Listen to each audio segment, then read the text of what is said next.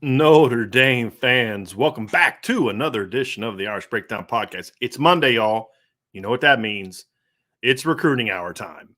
And so we are going to rock and roll here. Obviously, there was some big news that just broke right before the show started. Cardinal Tate committed to Ohio State. That's all we're going to say about that because Notre Dame has not been a player for him for quite some time. But just to head off any potential questions that people might have about that, we are going to focus on Notre Dame's actual targets and players that Notre Dame is recruiting now. Ryan, it's kind of interesting. You know, there's 4 potential recruiting weekends that Notre Dame could have brought kids on campus this weekend. The exception of Elijah Page, everybody was in a 2-weekend span because the board is so thin at this point in time, and because they wanted to get as many of these kids around each other as possible to try to build up that unity type of, hey, we're going to build something together. But man, what a 2 weekends it has been. When you look at the talent that has been on campus the last 2 weekends between the committed kids and the uncommitted kids, you start to think about, yeah, okay, Notre Dame does have a shot to land the top class because, man, they have had some absolute dudes on campus the last couple of weekends.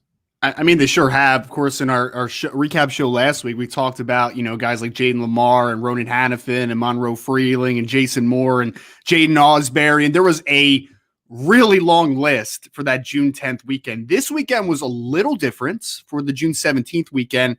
It was a much smaller list, which I think that's really fascinating, Brian. Honestly, we talked about this a little bit. It's like some recruits, I think, do better in a smaller setting, more one-on-one environment. Some kind of like the fast-paced type of environment that maybe June 10th was comparatively. You know, you say that, Ryan, and that thought never crossed my mind. If I'm looking at the kids that were on campus this weekend, a lot of them were some of the kids that we've been told are a little bit more quiet. Micah Bell is that way. Jeremiah Love is a little bit reserved. Josiah Wagner is very intellectual and thoughtful. Brennan Vernon and Boubacar Traore are that way. Cooper Flanagan, even though he joined me for an interview, which was a great interview, he's very soft-spoken as well. Yeah, that's interesting. I never thought about that till you just said it. There was a lot of kids like that on campus this weekend. So very interesting point. That's why I pay you the big bucks, man. Yeah. To think about stuff like that. But no, it is quite a contrast. Much bigger weekend last weekend. And obviously this weekend was smaller, but very, very important. And that's what we're gonna focus on. It's hard for me to see Notre Dame landing the number 1 class without hitting at a very high rate for this past weekend. And then, of course, Richard Young was on campus in between the 2 weekends. We'll talk about him just a little bit here later as we get into the show. So, Ryan, let's first start with just kind of how things went. Let's talk about the latest of what we've been able to gather. If you are a member of the Irish Breakdown message board, a lot of the stuff you will have heard or read last night when we put an update on, but we're going to kind of dive a little bit further into it with these type of things. And we will be taking questions afterwards. So if you do have some questions, some have already been put in, some really good questions already. Drop those during the show as well. But let's dive in. Let's first start with offense, Ryan. And I think we need to start with, obviously, the wide receiver position. That's a big position for Notre Dame right now. And they had a must-get player on campus this weekend in Jayden Greathouse. You've had a chance to talk with Jayden. You interviewed him. We have a story at irishbreakdown.com. What's the latest with Notre Dame and Jayden Greathouse? He's actually the one that kind of got that thought flowing, to be honest, Brian, that it was a little bit of a smaller weekend because he talked about how he was the only wide receiver on campus, and he really liked it. He liked the fact that he had one-on-one opportunity with coaches. He had the opportunity to sit down and just really get that vision sold to him continuously. Keep reiterating the fact that this program, this university is the best fit for you from an academic perspective, from an athletic perspective. You can hit every goal that you have set for yourself because he's a very intellectual kid, like you said, very goal-oriented kid. He has a big-time opinion of how good of a player he is, which I think he is as well, but he also has a lot of goals that go off of that, right? So I think that he went into the weekend. We feel really good about where Notre Dame is. We're not going to talk about as much about the pulse in this section of it, but I would say that Notre Dame did themselves very well this weekend and continued the momentum with Jayden Greathouse. Well, and with him, you've got to be smart as a recruiting staff. You've kind of got to know, well, what have we already done with this kid? They had him on campus for the Blue Gold game. He saw that big event surrounded by a lot of people, a lot of different recruits, a lot of different commits and things like that. As you said, it was smart to bring him back this weekend. Number one, because this was his last visit. And let's be honest, Notre Dame is his leader. That's not a surprise. They have been his leader for a while. I would argue even before the visit, but I think the visit solidified that since he had never actually been on campus. Brought mom and dad back with him this weekend too. That was a big one because the things that we have heard from some of our sources are his parents were very engaging, asked a lot of questions, talked a lot to the commits parents, to the parents of the committed players and other people, really trying to get a feel for what the institution is about. Because I believe this was their first trip to campus. I don't believe his parents came with him in April, correct? I don't believe so, okay. No. So I think that was a very important thing. And when you hear about mom and dad asking a lot of questions, you start saying, okay, there's genuine interest from everybody involved. And so Notre Dame certainly helped themselves. The big question, Ryan, is obviously Jayden had talked in the past about maybe making a decision this summer.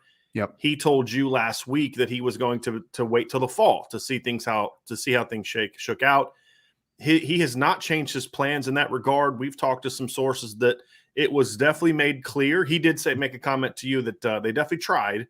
Yes. I won't be surprised if Jayden does, in fact,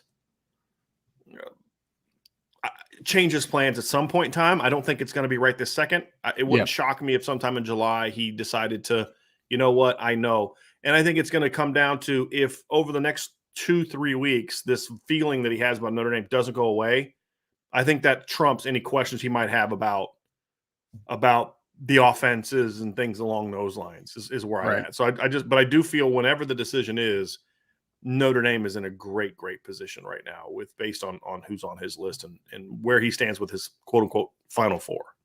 And I think Notre Dame has done a fantastic job too and we've talked about this for most of the recruits, honestly, is that they've hit so many different perspectives. You know, we talked about the alumni that were there for the Blue Gold weekend. We talked about the last couple weekends. They had current players on, in a part of the process to kind of talk with these guys and hang out with them and really show them what it's like to be a part of the program. And then Jayden in that article even talked a little bit about, he met with the dean of admissions to really talk about, his transcript and how it projects to Notre Dame if that was ultimately the decision, because I believe he is a young man that is planning on trying to enroll early at his institution. So went through that process. He also got a little bit of I don't know if it was Friday night, if it was Saturday night, but he got a little time under the lights in Notre Dame Stadium as well with everything lit up. And he said it was just awesome and the photo shoot and all that good stuff. So they continue to really do a good job. And I agree with you. I think that this recruitment, it could escalate, just kind of talking to Jayden, because I really think he is open to it if it makes sense. I just think that he's a really very thoughtful, thorough. Yeah, I was going to say thorough, but thoughtful person that he's trying to make the best decision. But I think if, like you said, if he goes into some part of July and he's just kind of like, nobody's closing the gap here. Right. Like, this is just every day Notre I wake Dame. up, it's Notre Dame. Right. It's Notre Dame. Exactly. It won't be because the Notre Dame coaching staff talked him into it.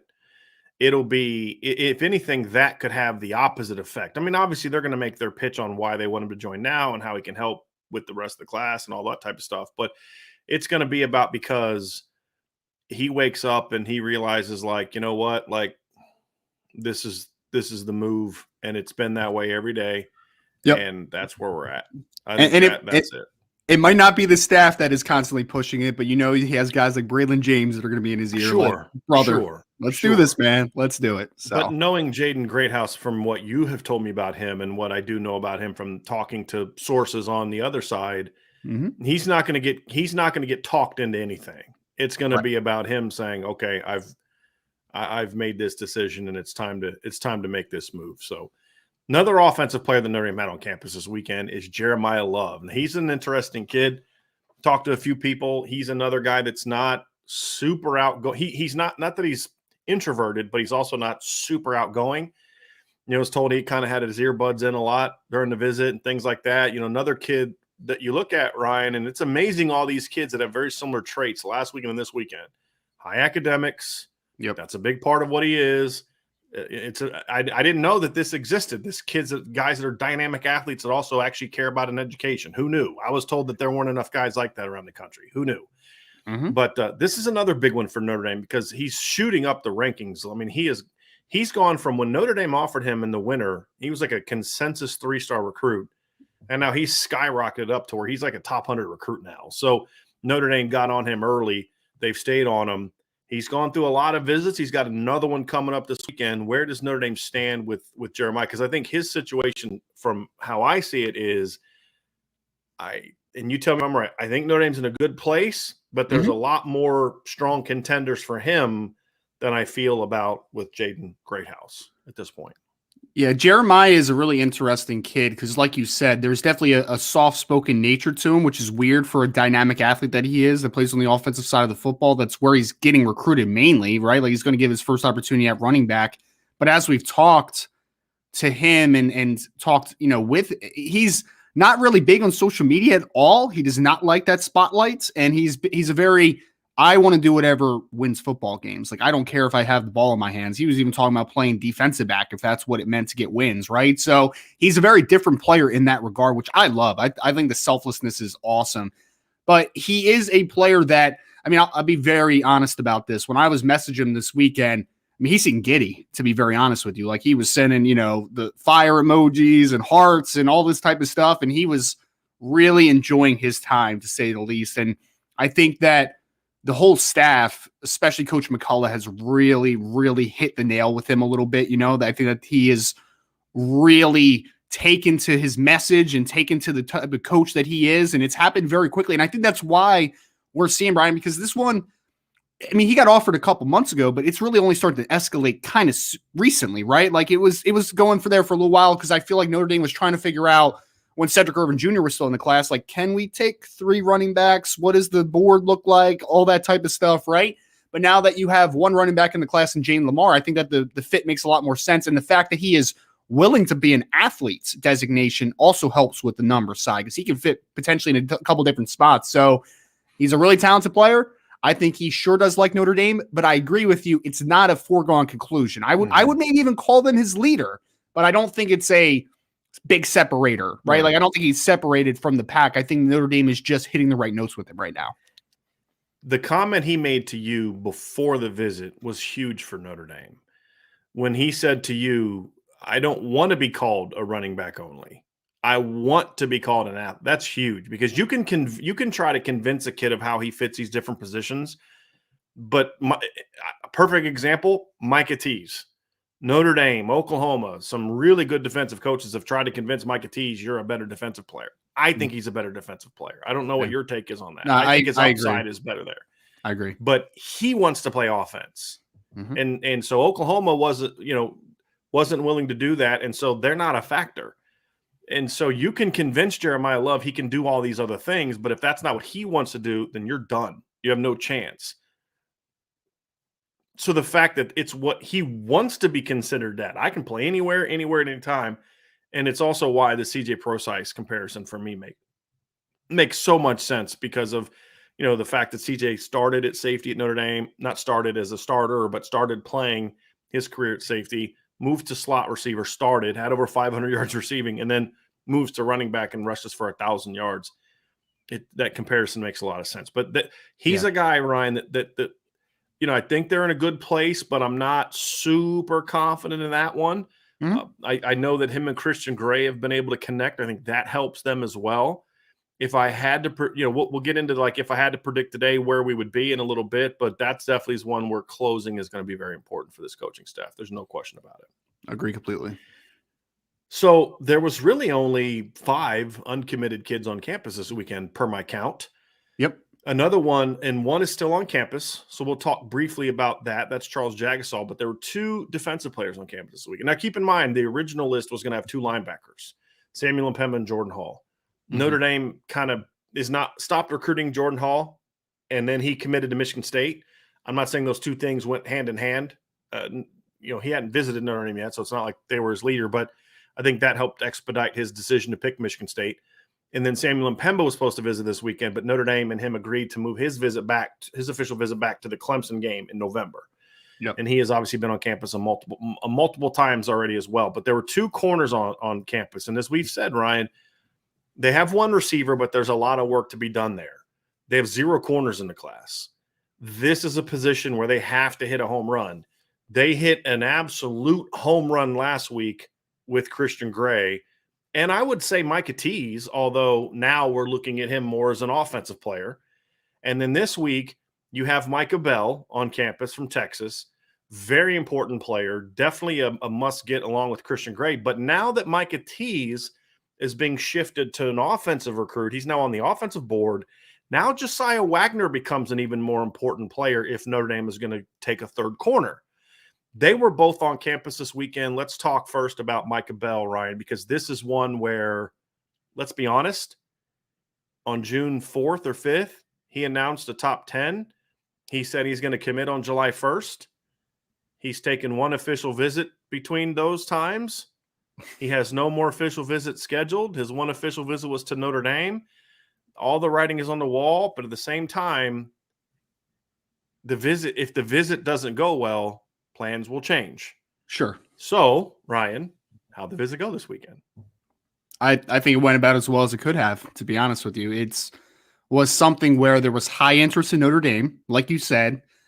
When he came out with that top 10, you had teams like Stanford, Duke, Harvard, Vanderbilt, right? So like high academic institutions. The fact that he only has one official visit set up is a very good indicator of what he feels about Notre Dame. And the fact that there's nothing else set up is a big indicator of the fact that, that Notre Dame stands a very good chance there.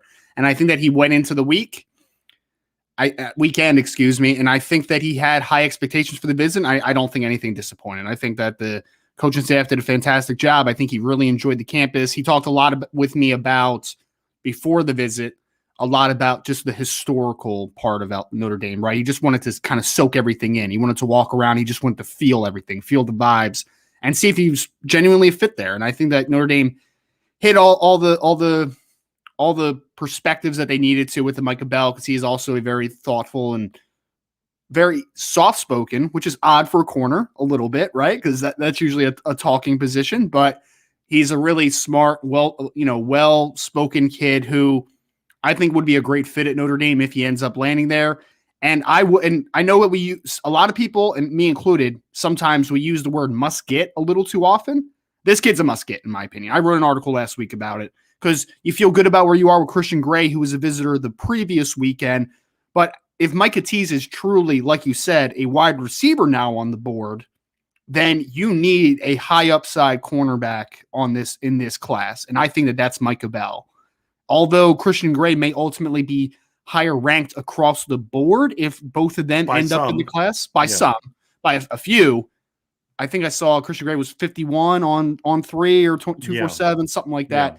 But my point is that Micah Bell's upside is just through the roof, man. Like, this kid could be as good as he wants to be and as good as this coaching staff can allow him to be. So he is an absolute must get in the class, and you have to feel good about Notre Dame right now with him.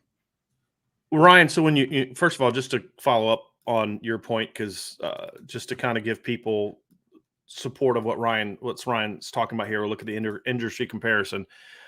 Micah Bell is ranked higher on 247 Sports. He's ranked 55th. He is 155th by 247. Micah is ranked higher on ESPN as well, 128 to 149. Christian is ranked much higher on Rivals. He's 51. That's it. Micah Bell's 114. And then on 3, Christian Gray is ranked 150th. And on 3, absurdly has him as the number 63 player in the state of Texas. And a 3-star, right? The one outlier. That's an absurd ranking. The point is that, yes, there is a discussion. But here's my point about Micah Bell, and here's why he's flat out a must get. And you're correct. We can use, in this industry, we can use words like must get, elite, things like that we can use often. He's a must get in so many ways, because it's not often that you find a kid that checks every single box that Notre Dame is looking for, right? Like Notre Dame needs more top corners. Okay, well, he's a top corner. Well, it's hard to find top corners that are great academic fits. Well, him and Christian Gray are both great academic fits, as is Josiah Wagner, by the way, which we'll get into here in a second. And then the other part is, what is the one thing, to a degree it's true, and to a degree it's overhyped, because we've talked a lot about this, about what Notre Dame, there's a misconception about Notre Dame as a program, but it's speed. Well, I don't know if there's a faster cornerback in the country than Micah Bell. He's certainly in the conversation. I mean, you're talking about a kid that has run a wind-aided 10.3 in the 100-meter dash, and his personal record on a normal situation is 10.4, and he's consistently running 10.4s and 10.5s. He's also a junior in track. He's also sub 21 in the 200, which is flying. Exactly. That is a crazy junior. Yeah. As a junior. So he's a unique kid. And I talked to some sources this weekend, Ryan, and you and I talked about this. His mom was super engaging this weekend, like asking a ton of questions, like all academic oriented. This is a kid that runs a 10.4 who had Notre Dame, Stanford, Vanderbilt, Duke, and Harvard in his top 10. His brother signed with Georgia last year, right? And so this is a real unique kid, and that's why that even adds to why you have to get this kid. And Notre Dame did everything possible to make that happen. And they're in a great position heading into his decision, which is now in a little over 2 weeks, right? It's going to be on July 1st. So this one is winding down. Notre Dame did a great job. Josiah Wagner was the other kid on campus. And he's an interesting guy, Ryan, because he's a guy that Notre Dame got on kind of late. They offered him, was it May or was it early June? It's been recent. I mean, it was very recent. Yeah. It could have been May, but it wasn't that long ago. Talented player, but obviously if you're Notre Dame, you're getting in a little late, right? He's got official visits coming up this summer. He visited Notre Dame this weekend. He's going to Cal next weekend. He's been to Texas several times, or he's been to Texas in May. He's been to Oregon. I don't know what other visits he has coming up. I don't know what his time frame is. I don't think you have those answers either. No. I don't know if he's going to decide soon or if he's going to take this on for a while. We don't know. But what we do know is that Notre Dame got their first shot to make an impression on Josiah Wagner this weekend. And with what little info we have been able to gather, it sounds like Ryan, I don't believe you've talked to Josiah yet, right? So the info we've gathered is talking to people who either were around him or have connections to him some way, somehow. So we're just being honest about where this intel is coming from, which is why he is last of the guys that visited. It sounds like things went extremely well with him this weekend. Notre Dame made it clear to him that you are a guy we want. You're not a if we miss candidate. And I think that was an important thing for Notre Dame this weekend. On top of, I was told his dad asked a bunch of academic questions this weekend. He's another kid whose family push is you're going to pick a school that's going to allow you to thrive athletically and academically. Which is why he was on campus in Notre Dame this weekend, and he's visiting Cal Berkeley next weekend. Yeah, right. So it just kind of backs that up. But I think answering the question of, okay, where do I stand with you, was a really important piece to this visit weekend for Josiah Wagner.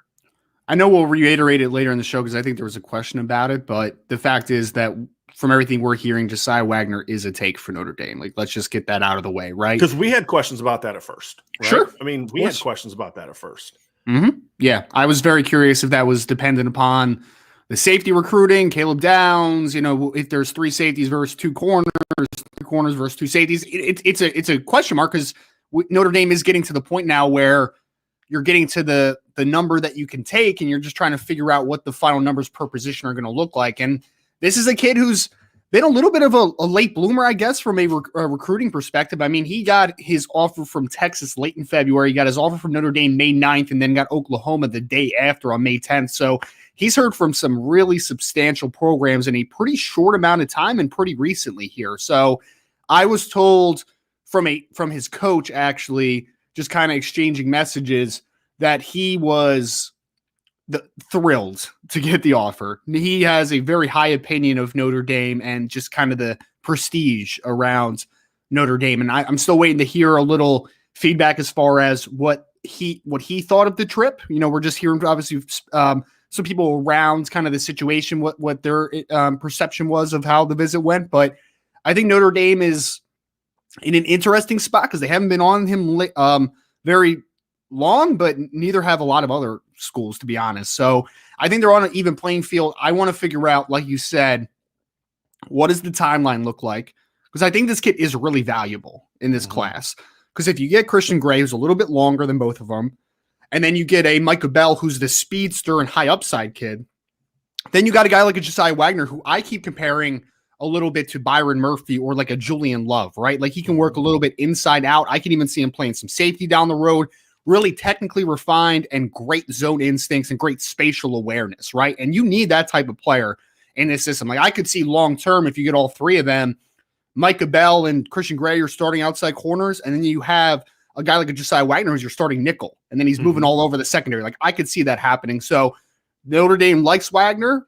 Wagner is a definite must, a definite take for them right now. They would love to have him in the class, and I think he brings a lot of versatility to the secondary potentially. Just we need to figure out what the timeline looks like with him. I think what it also helps, Ryan, is it allows you to have more flexibility should a need arise at safety, or should a guy be good enough to where this kid's got to play. He's our fourth corner. Let's move him to safety, whether that be Jayden Bellamy. You feel a lot more comfortable doing that, whether it be Philip Riley, whether it be one of the corners in this class. Although right now I have not heard anything about any of them being safeties. I've been told corner, corner, corner. The point, however, is if you bring these three kids in, let's say, and in the 2-year class, you've got Benjamin Morrison, Jaden Mickey, Jayden Bellamy, Micah Bell, Christian Gray, and Josiah Wagner, can't all play. There's a couple guys in that group that you look at and say, boy, that kid could play nickel. That kid could be a safety, right? To where it could help you in that regard too. But you can only do that when you are strong numbers-wise at the one position of quality talent. And Josiah Gray, let's just say hypothetically that Notre Dame were able to land him. He is a consensus 4-star recruit that ranks as high as number 120 by 247 Sports. He's the lowest ranked of the three corners. That would be impressive. And if they were able to land him, that would make Benjamin Morrison the 5th highest ranked corner in the last 2 years, which is patently absurd. That's the point, though. They're all 4-star kids. And I think so you're upgrading the talent level as well. So I'm curious to see if Notre Dame is going to be able to, because you say the time frame, the other two corners are committing before then. Micah Bell is going to commit somewhere on July 1st. Christian Gray is going to commit on July 4th.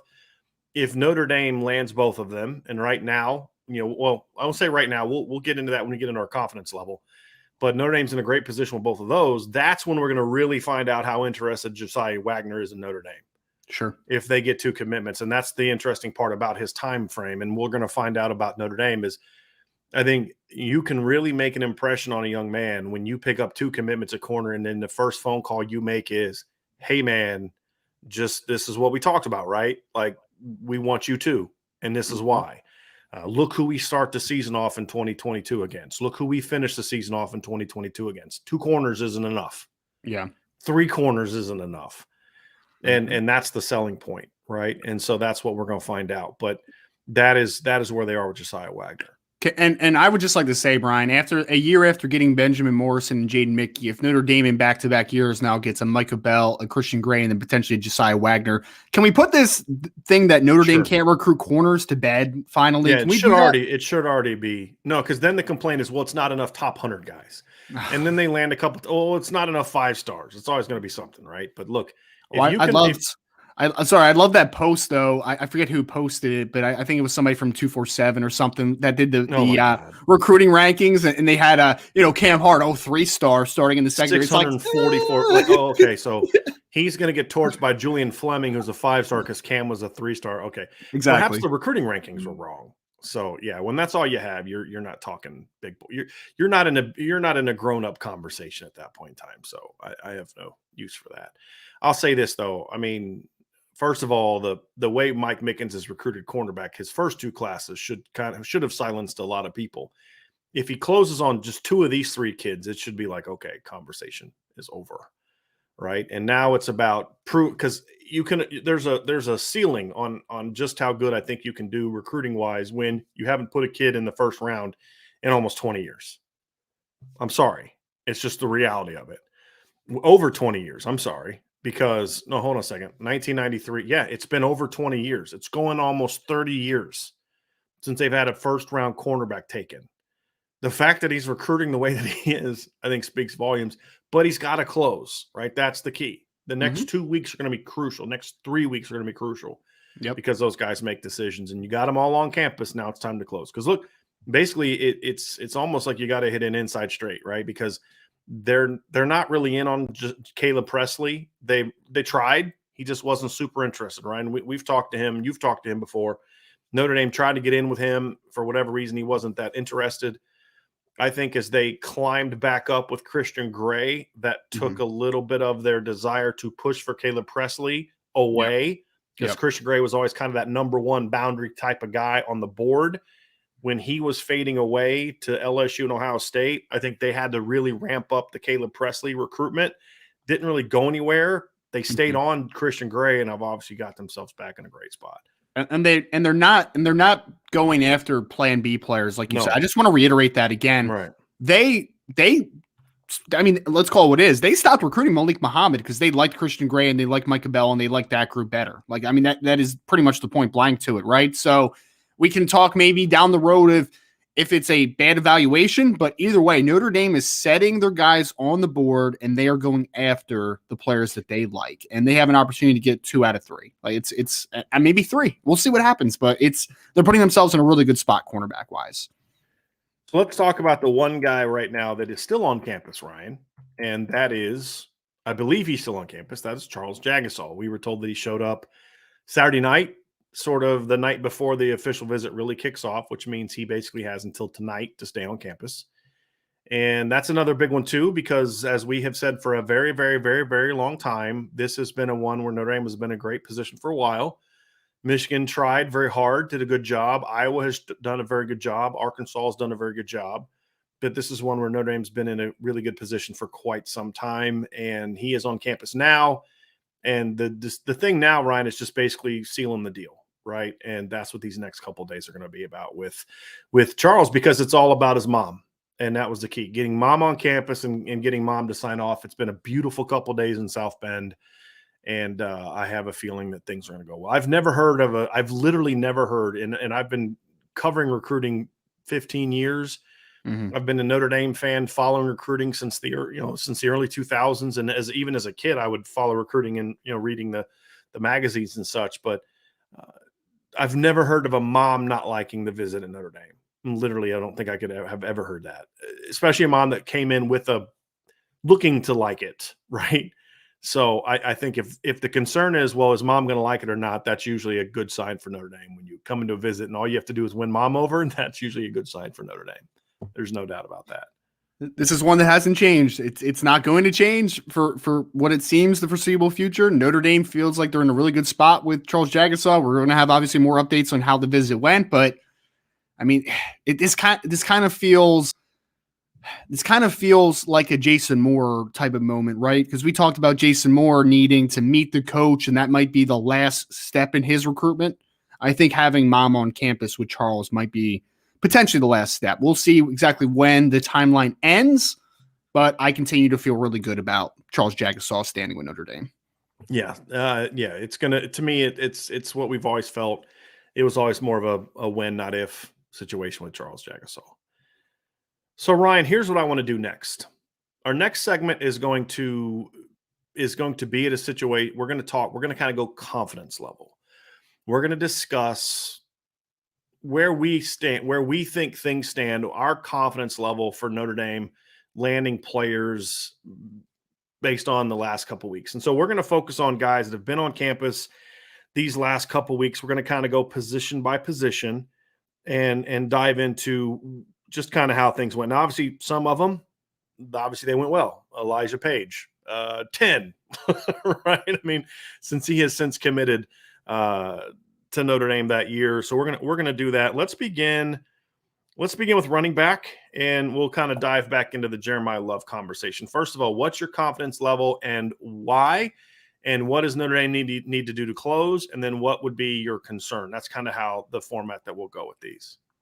I would say right now I would go with a 7. I think a 7 is a safe number. I think that Notre Dame, you could argue, may be the leader, but one, what is the end timeline going to look like? I don't think you 100% know that. And I think it's still open to other schools as possibly getting hard into this conversation with Jeremiah Love. So I think Notre Dame really needs to just continue to reemphasize. He's been very, very complimentary of Coach McCullough and Coach Freeman as far as how often they're calling and the quality of those conversations. I think they still need to keep pushing. Even if it's not in person, they really need to close on that one. So I think they have a chance to close. I'm going to keep it at a 7, though, just because I think that it's still open for other schools potentially to get involved here, or at least continue to push for this one.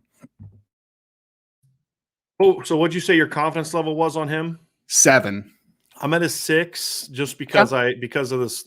Some of the schools are really hammering the running back aspect of this. And so I'm very curious to see. He's talked about other things, but I'm going to go 6 right now. I like where Notre Dame is at, but I'm a little bit more cautious on that one. Let's talk Richard Young. So I'll let you start, Ryan, and I'll go from there. I think so. I have a mailbag coming out, and someone asked me my confidence level over Richard Young. It's still a 3. Like it's a 3, I think, for me. You could sell me on a 4. I need to see what's the next step, though, because I know Richard had said something about that it was a great visit. Obviously, we have gotten feedback that it was a great visit. Apparently, it's talk to media, by the way. Exactly, yeah. Right. But it's been thrown out there that he may want to get back for a game sometime this fall. Sure. If that happens, I've heard that as well. Yeah. Then things start escalating a little bit for me, right? But for now, I think it's still a pipe dream, so I'll keep it at 3. I think there's some interest, but I need to see actions next for that one to become real for me.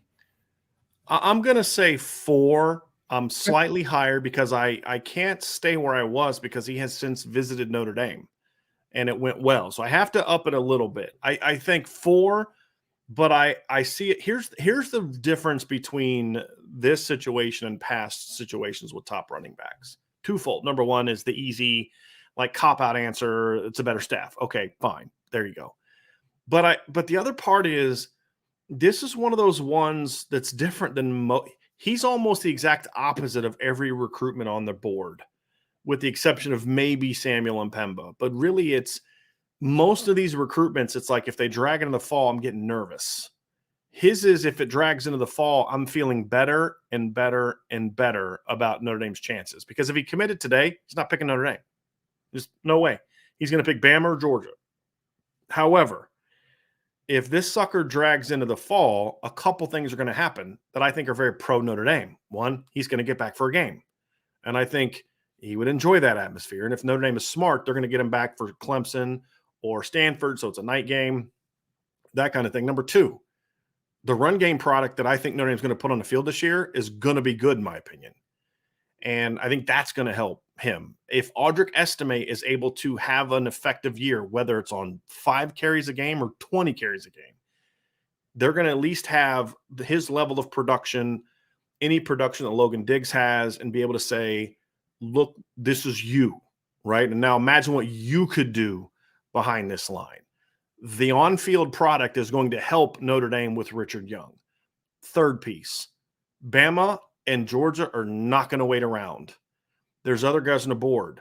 You know, there's Justice Haynes. There is Cedric Baxter. There's a lot of other backs that Bama and Georgia are both looking at, that if they land those guys in the meantime, then I think Notre Dame has a very good shot. Because right now, I'm still a 4, but I'm leaning closer to 5 than I am 3, simply because I'm looking at how the board is falling. I think you could make a case that Notre Dame is no worse than 4th now with him, and they're battling with Oklahoma for that 3 spot.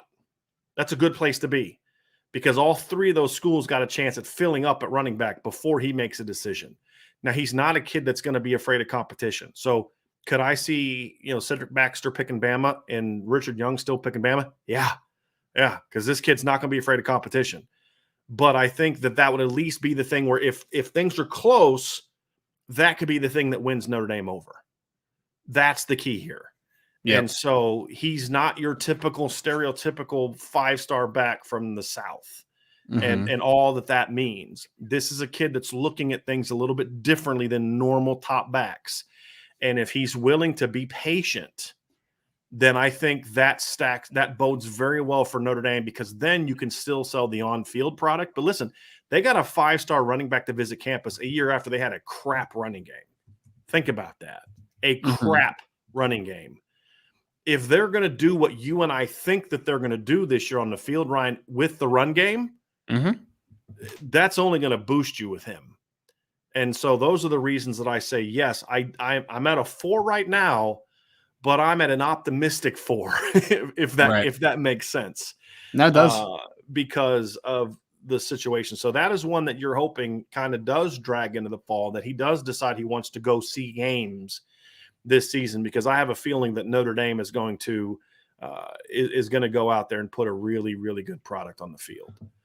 And I think it's something that's going to impress him very, very much. I'll say this: Richard Young looked very, very sharp in a Notre Dame uniform. That number 9 was looking good, man. So again, it's like you said, if this one goes into the fall and it's a legitimate open conversation, quote unquote, right? I feel better about it, because I think that Notre Dame, if they can get it back on campus, I think that'll sway me a little bit. It'll definitely push it up the board a little bit for me. They have to get him back on again for me to feel like they're going to get him, unless, like I said, the exception would be is if those two teams land big time backs between now and then. Sure. That would be the only thing that could maybe sway it to me. Here's another thing that's going to sound weird, but I believe his dad came on the visit with him. In the past, when they've had similar situations like this, it was usually either a mom or nobody was on campus with those 5-star backs. Yeah. And I don't want to dive too much into this, but it's usually a good sign when a dad comes up on a visit like this with a kid. Just because it just tells me that there's a little bit more interest there. And I don't want to dive too deep into that for a million different reasons, but that was something that I looked at and said, okay, that's interesting. That's an interesting development, because I had heard it might be his mom that was going to come, but the fact that his dad came said, okay, that's a positive sign for Notre Dame, in my opinion, that his dad came with him. And from what we haven't heard a lot, but from what I've heard about the kind of conversations that his dad was having, like, I'll be honest with you, when you're on these visits, the conversations that parents have with coaches tell you a lot about whether or not you actually have a chance with this kid. And this is especially true of running backs and quarterbacks. And from what I've been told of the conversations that his dad was having, it piqued my interest. Like, I actually think they're serious about Notre Dame. It doesn't necessarily change my odds in regards to the prediction, but I feel like there's actually a seriousness about this recruitment. Whereas before it was like, is this just because Notre Dame's the hot program? Or is there a more deep reason he's coming? I believe now that there's a more deep reason he's coming. And that gives them a puncher's chance. And like I said, they got him on campus. To your point, Ryan, if they can get him back on campus, that certainly helps a ton. Certainly helps a ton. I agree completely. So let's move on to the next position, wide receiver. Let's go Let's start with Ronan Haniffin. Yeah. I would say for me, I'm at a 10. I mean, I think that Notre Dame went into the visit knowing that this was their chance to really solidify things, because the heavy hitters are coming out for them, right? Alabama, Oklahoma, USC, Georgia recently. So you knew that you had to hit this one out of the park the previous weekend. I think it did. I everything that I am hearing and everything that I feel like if Ronan makes his decision sometime soon, you have to feel good about where Notre Dame is with it, right? So I would say that they were in a very strong position. I would say a 10 for Ronan Haniffin. I can never go to a 10 for a kid who's not committed, right? So that's just I just can't do it. That's a personal thing. I have no problem with your 10. Ronan Haniffin is as close to that as I can get without saying 10. Gotcha. And I felt that way for a long time. I mean, so I'm at a 9+. This was never one where I really felt like anybody was going to get him. It was more about how's the process going to play out. And as the process played out, my opinion changed a little bit, because he legitimately likes Clemson. Coach Sweeney has really done a great job recruiting him in personally. And I think the fact, look, I'm going to tell you something right now. Marcus Freeman, Dabo Sweeney, and Nick Saban are all heavily involved in this kid's recruitment. Can we stop with the star ranking thing with him? There's already a silly star ranking conversation going on in the chat right now, which is driving me absolutely crazy. But so what matters more, that he was a 3-star or that Nick Saban, Dabo Swinney, and Marcus Freeman all are personally recruiting this kid, along with like Tommy Rees took this kid's recruitment over to a degree. Now, Chancey Stuckey's still heavily involved, but like this is one where Tommy Rees made it a personal project. This is a big-time football player, and Clemson has given him a lot to think about. I believe he's still on his visit to Bama. There were some travel issues that got his visit started late, so I don't think it actually started until yesterday, I believe. So he's on visit. He's on campus at Bama now. Nick Saban wants him for the position that Will Anderson plays, which just tells you about this kid's versatility. Now, they're not going to ask him to do the things that Will Anderson did. That position, my understanding is that position is designed to be a more all-around position, but they've tailored it to Will Anderson because he's a flipping phenomenal pass rusher. So it's not like they're going to recruit him thinking he's going to have 30 tackles for loss and 17 and a half sacks. It's meant to be a little bit of a different position. It's like a Sam backer that can play in space, could also play on ball. Yeah, you got kind of the versatile. It's like the Viper, what the Viper was last year a little bit, but even more of a drop linebacker as opposed to a defensive end that can drop. It's a linebacker that can also rush is basically how it is, and more of a 3-down type of look. So when you look at it that way, that's where they're recruiting him. The offensive staff wanted him as well. Bill O'Brien tried to convince Nick Saban that he was an offensive player. Nick Saban is going to get the final say on that one. But I have been told that Nick Saban said, dude, if you want to play offense, we'll give you a shot to play offense.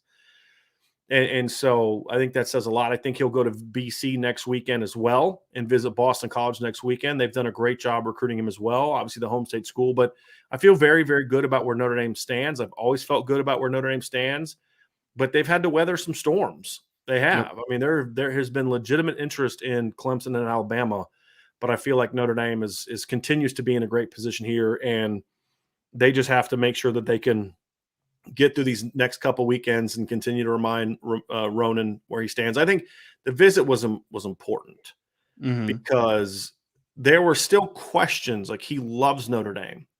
The family loves Notre Dame. But there were still questions about, is this the best place for us, though, football-wise? Academically, it's a no-brainer. Notre Dame had some serious questions they had to answer for him during the visit, and they did that tremendously well. Yep. And so there is no question anymore about where Notre Dame is recruiting him. It's as a receiver. And there's no question about whether or not he is a guy that Tommy Rees likes or Marcus Freeman likes or Chancey Stuckey likes. It's now very clear that they all like him. And so that is a big was a big part of that as well. So that is one that I think is very important for Notre Dame as well to feel good there. Let's go next to Jayden Greathouse. That's your guy. Let's talk about where things stand with Jayden Greathouse, who visited this last weekend. Ryan, what's your confidence level, and what does Notre Dame need to do to bolster that or get this kid in the class? See, I would say it's a 9 right now because I feel like Notre Dame is in a great position. I would call them pretty compellingly. Is that word compellingly? Whatever. If it's not, I'm going to say that I think that they have now started to show a little bit of separation with themselves as the number one program. The only reason that it's a 9 and not a 10 is because he is adamant about extending his process, right? Like going into the season. That's the only reason that it knocks it down a little bit. But if it was today, I feel good about where Notre Dame is. And ultimately, I feel good about where Notre Dame is going to go because, I don't know, I just feel like maybe a little too much of separation has happened, but anything could happen. But I'm going to go with a 9 for Jayden Greathouse right now. I'm there too. I think the only way I get nervous is if somebody new jumps on the board. Oklahoma, Texas, and South Carolina are not going to beat Notre Dame for Jayden Greathouse, in my opinion. Like you said, barring something changing dramatically. The only thing that I think could change that is if Alabama, Georgia, somebody like that got involved. I don't see that happening right now, but if that happened, then if he goes into the fall and that happens and he makes trips to those schools, that could maybe make me a little bit nervous. But as of the way things stand right now, it's a 9. It's just, look, just be patient, right? Like, continue to stress. We really want you. Here's why we want you to decide this summer. But if he wants to wait, you wait because he's the kid it's worth waiting for, in my opinion. There's no doubt about that. Yep. Last one, Rico Flores. Actually, we have 2 more. I forgot about Micah Tease because I keep having him down in the athlete category, but we are moving him into the receiver category. Yep. Let's go Rico Flores. Obviously, his Georgia visit got canceled this weekend. He's going to Ohio State as of now this upcoming weekend. So what is your confidence level in Rico Flores, and what's the move for Notre Dame there? I think I said 8 last week. I think the Georgia visit being canceled helped the case a little bit, right? Because we obviously the 3 finalists have been Notre Dame, Ohio State, and Georgia. The fact that Georgia got canceled, I think, is a good step for Notre Dame. Ohio State was one, though, that's been one that I need to monitor, right? So I'll say that I'm up to an 8.5. I feel a little better than last week, but I need to see how that Ohio State visit goes. That's going to be a determiner for me. That's a big key. I will say this. I'm a lot more confident that Notre Dame can win this battle, even if Ohio State pushes for him now than I was 2 weeks ago.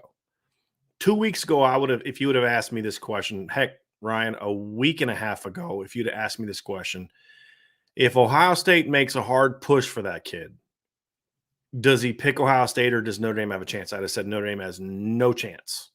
No chance. If Ohio State pushes for him and says, we want you, we need you in this class, I would have said he's going to Ohio State. That's changed a little bit for me.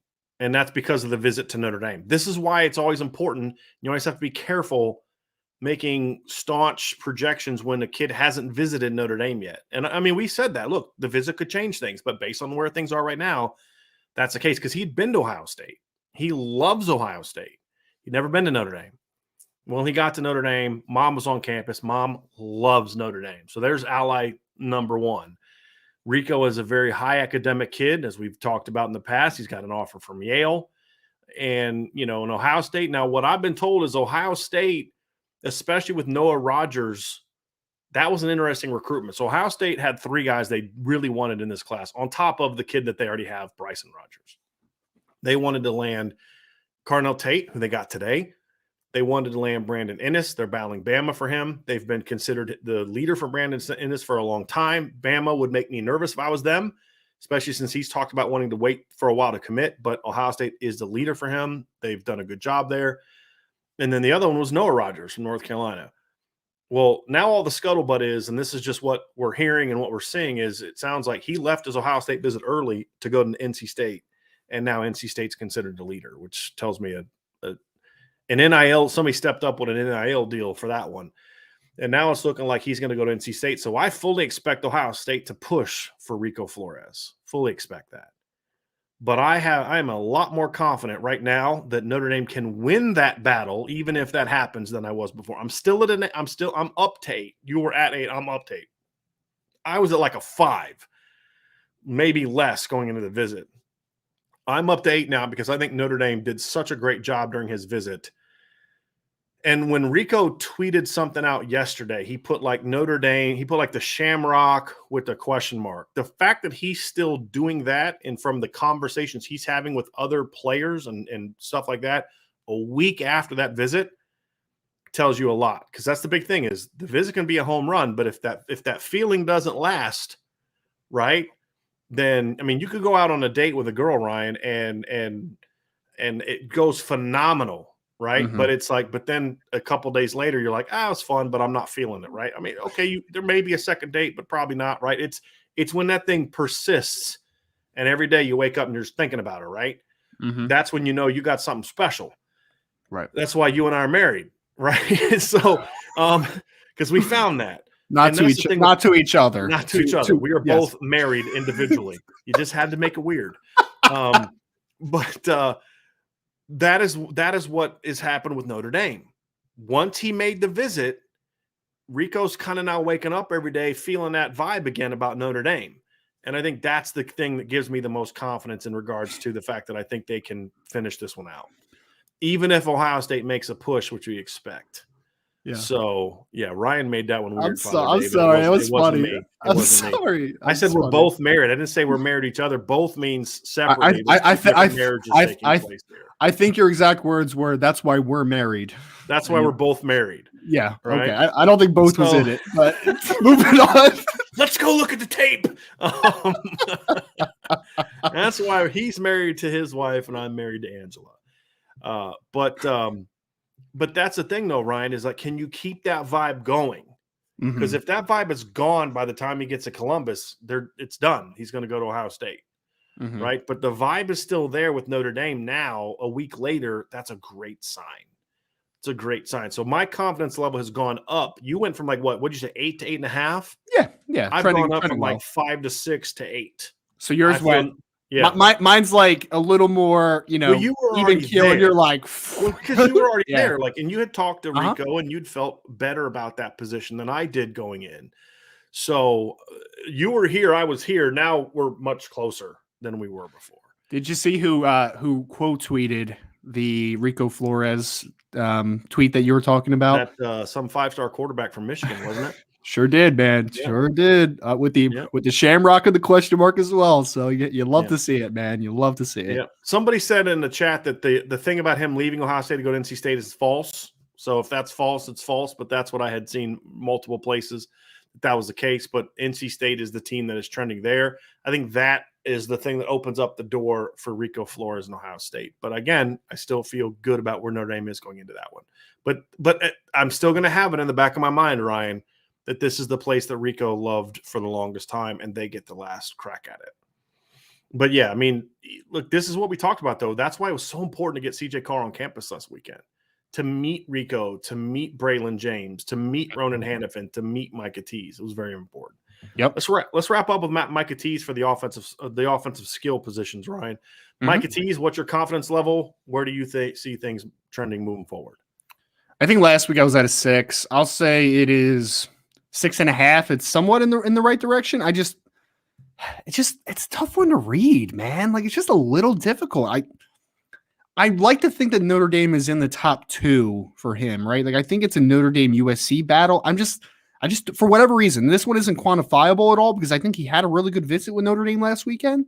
I don't know. My vibe has just changed on that one. There's just something in me that just says I'm not as confident as I once was. So I think Notre Dame has a shot, but for now I'm just going to say 6.5 because there's something in me right now that's just like, I'm not sure about that one anymore. Yeah, it's weird. I'm at a 5, and it's what I've been saying all along. I think the fact that Notre Dame had to reverse course to receivers hurt them. Now, I could change that coming if he doesn't commit soon to USC after the visit to USC. I'll start feeling better and better and better because I think there's a lot about Notre Dame that Micah Tease loves. I think the only thing that USC has going for it right now is the offense they run and the fact that they've been talking to him as an offensive player from the beginning. If Notre Dame is able to convince him to let the process play out a little bit and give them more and more time to convince him receiver, then I think that's going to be a big part of it. And I think that's part of the reason they canceled the visit with Christian Hamilton was this, it was for several reasons, but I think it is also a sort of a, hey, Micah, we're letting you know, right? Like we just canceled a visit with a kid we think we could have got because you're the dude we want there. You're the slot that we want in this because he's the only slot player on the board. And I think that could help them out, in my opinion. I think that's a very important piece to this. Let's go offensive line, Ryan, and let's start off with Charles Jagasol. What is your confidence level for Charles, and how do you see this one playing out?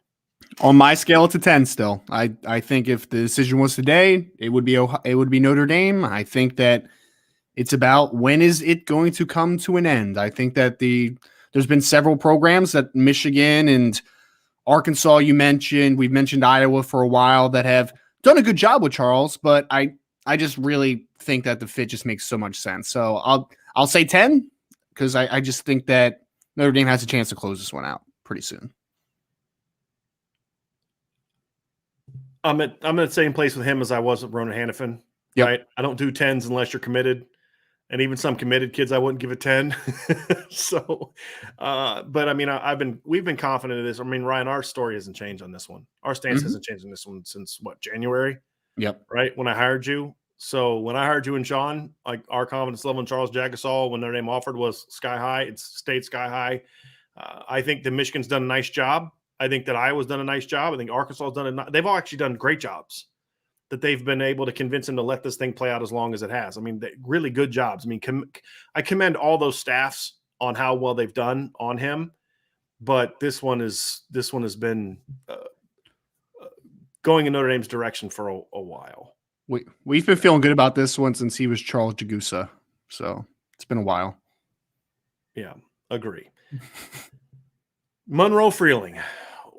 Okay, so we're not going to dive too much into where things stand there. We're going to give our confidence levels, but we're going to there has been something that has created a bit of a wedge here that we're not going to dive into. It's not anything Notre Dame has done. It's not necessarily anything that Monroe has done. There have been some outside influences that have created a problem for Notre Dame that I don't know if they're going to be able to weather. And it's unfortunate. And I wish that it wasn't the impact that it had. I don't know if there's anything Notre Dame can do about it per se. We'll get into it down the road. Whenever Monroe makes his decision for Notre Dame, for someone else, we'll dive into it, other than to say, I just don't I don't feel as good about that one now, based on some things that I think are somewhat, to a degree, outside of Notre Dame's control.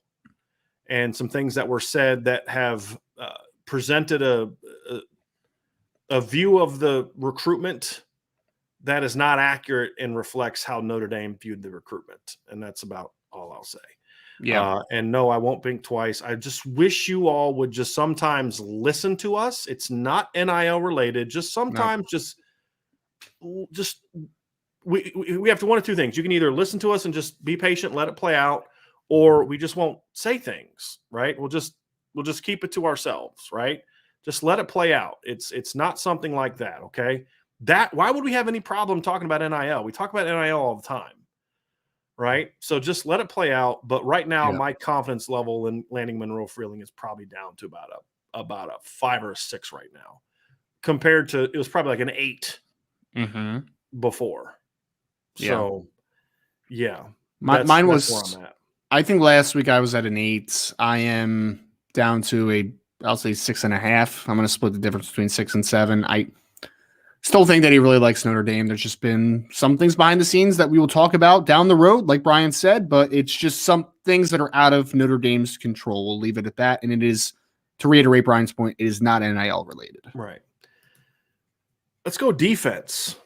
This one's going to be interesting. Let's start defensive line. Obviously, the board is full. Boubacar Traore was on campus this weekend. This is what we didn't talk about. We didn't talk about the uncommitted, or the committed kids are on campus this weekend. He was on campus. One of the things we reported last night from our sources is him and Brendan Vernon hit it off in a big way, like really clicked this weekend.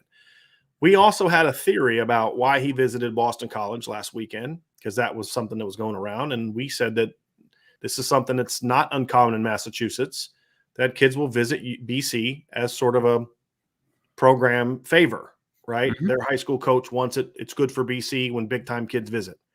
And it was more about that than anything else. He was obviously a one-time BC commit. Everything I've talked to is there's no concerns on Notre Dame's end about Boubacar Traore going anywhere but Notre Dame. And so we'll leave it at that. But so we'll take those 4 kids that are committed, and there's one guy on the board and one guy only. If they get him, then they're done. If they don't get him, they're done. It's not a need from a number standpoint. It is a need from an impact standpoint. They want and need Jason Moore if they're going to really have that generational type of D-line class. So he's a big one, right? He's an important one. And so that is where we'll go with that one. So what is your confidence level right now in Notre Dame's current status with Jason Moore?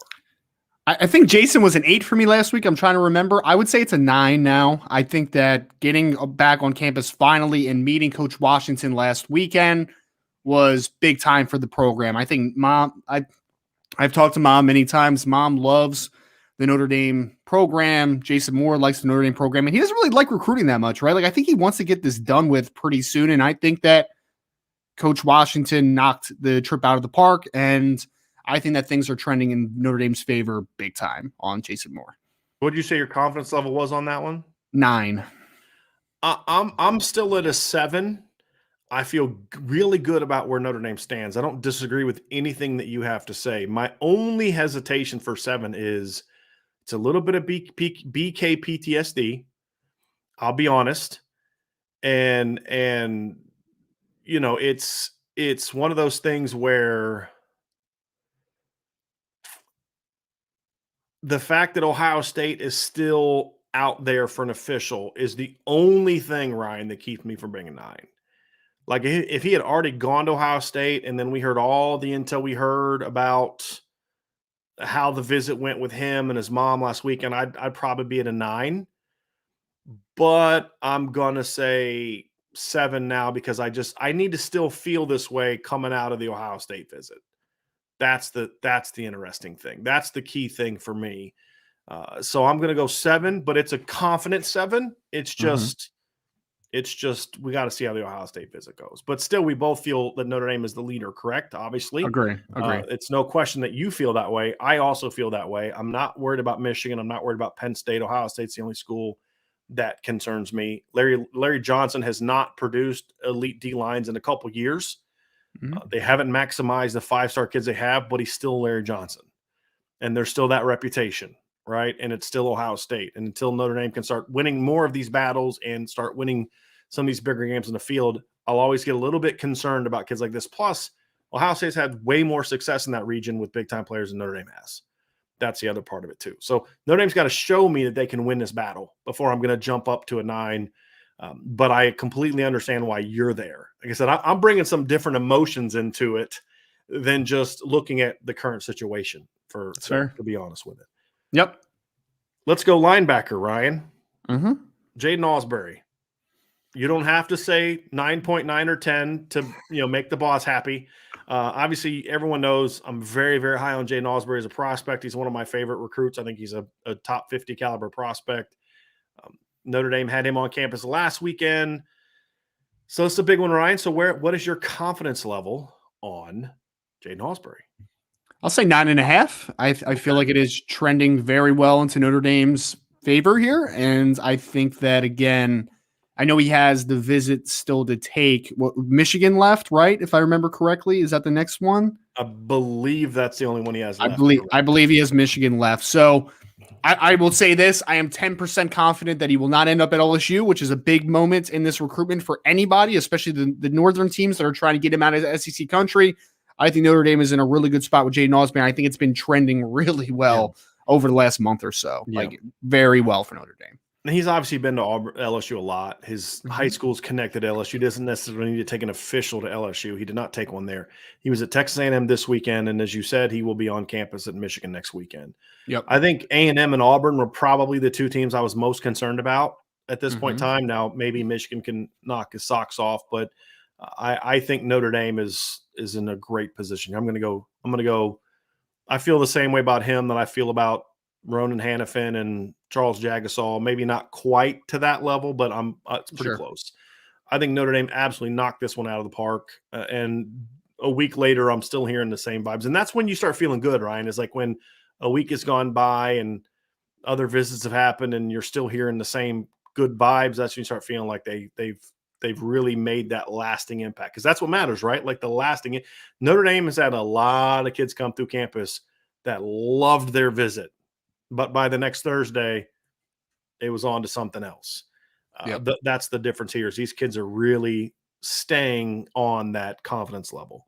So I feel good there. Let's move to the second. Go ahead. Well, I was just going to add in the fact that from everything I've heard, the Asbury parents really meshed well with the other parents on campus and the staff. So that's especially another big element. Yeah. Especially mom. Yep. Dad's got to be careful, right? Because he works at LSU. Yep. He's got to be careful that, just for a lot of reasons. But yes, correct. Mom is very high on Notre Dame. And look, the family clearly likes Notre Dame because they paid for 2 trips for Jayden to make to Notre Dame on their own dime before this official visit. They brought his brother Austin up last year he ended up going to Auburn. I wouldn't have mind taking him, to be completely honest with you. I would have taken him last year, but they went a different direction. It is what it is. And not to get Jayden, like I don't like Jayden that much, where I would do that. I just thought he was a good player. I thought he could be a safety at Notre Dame.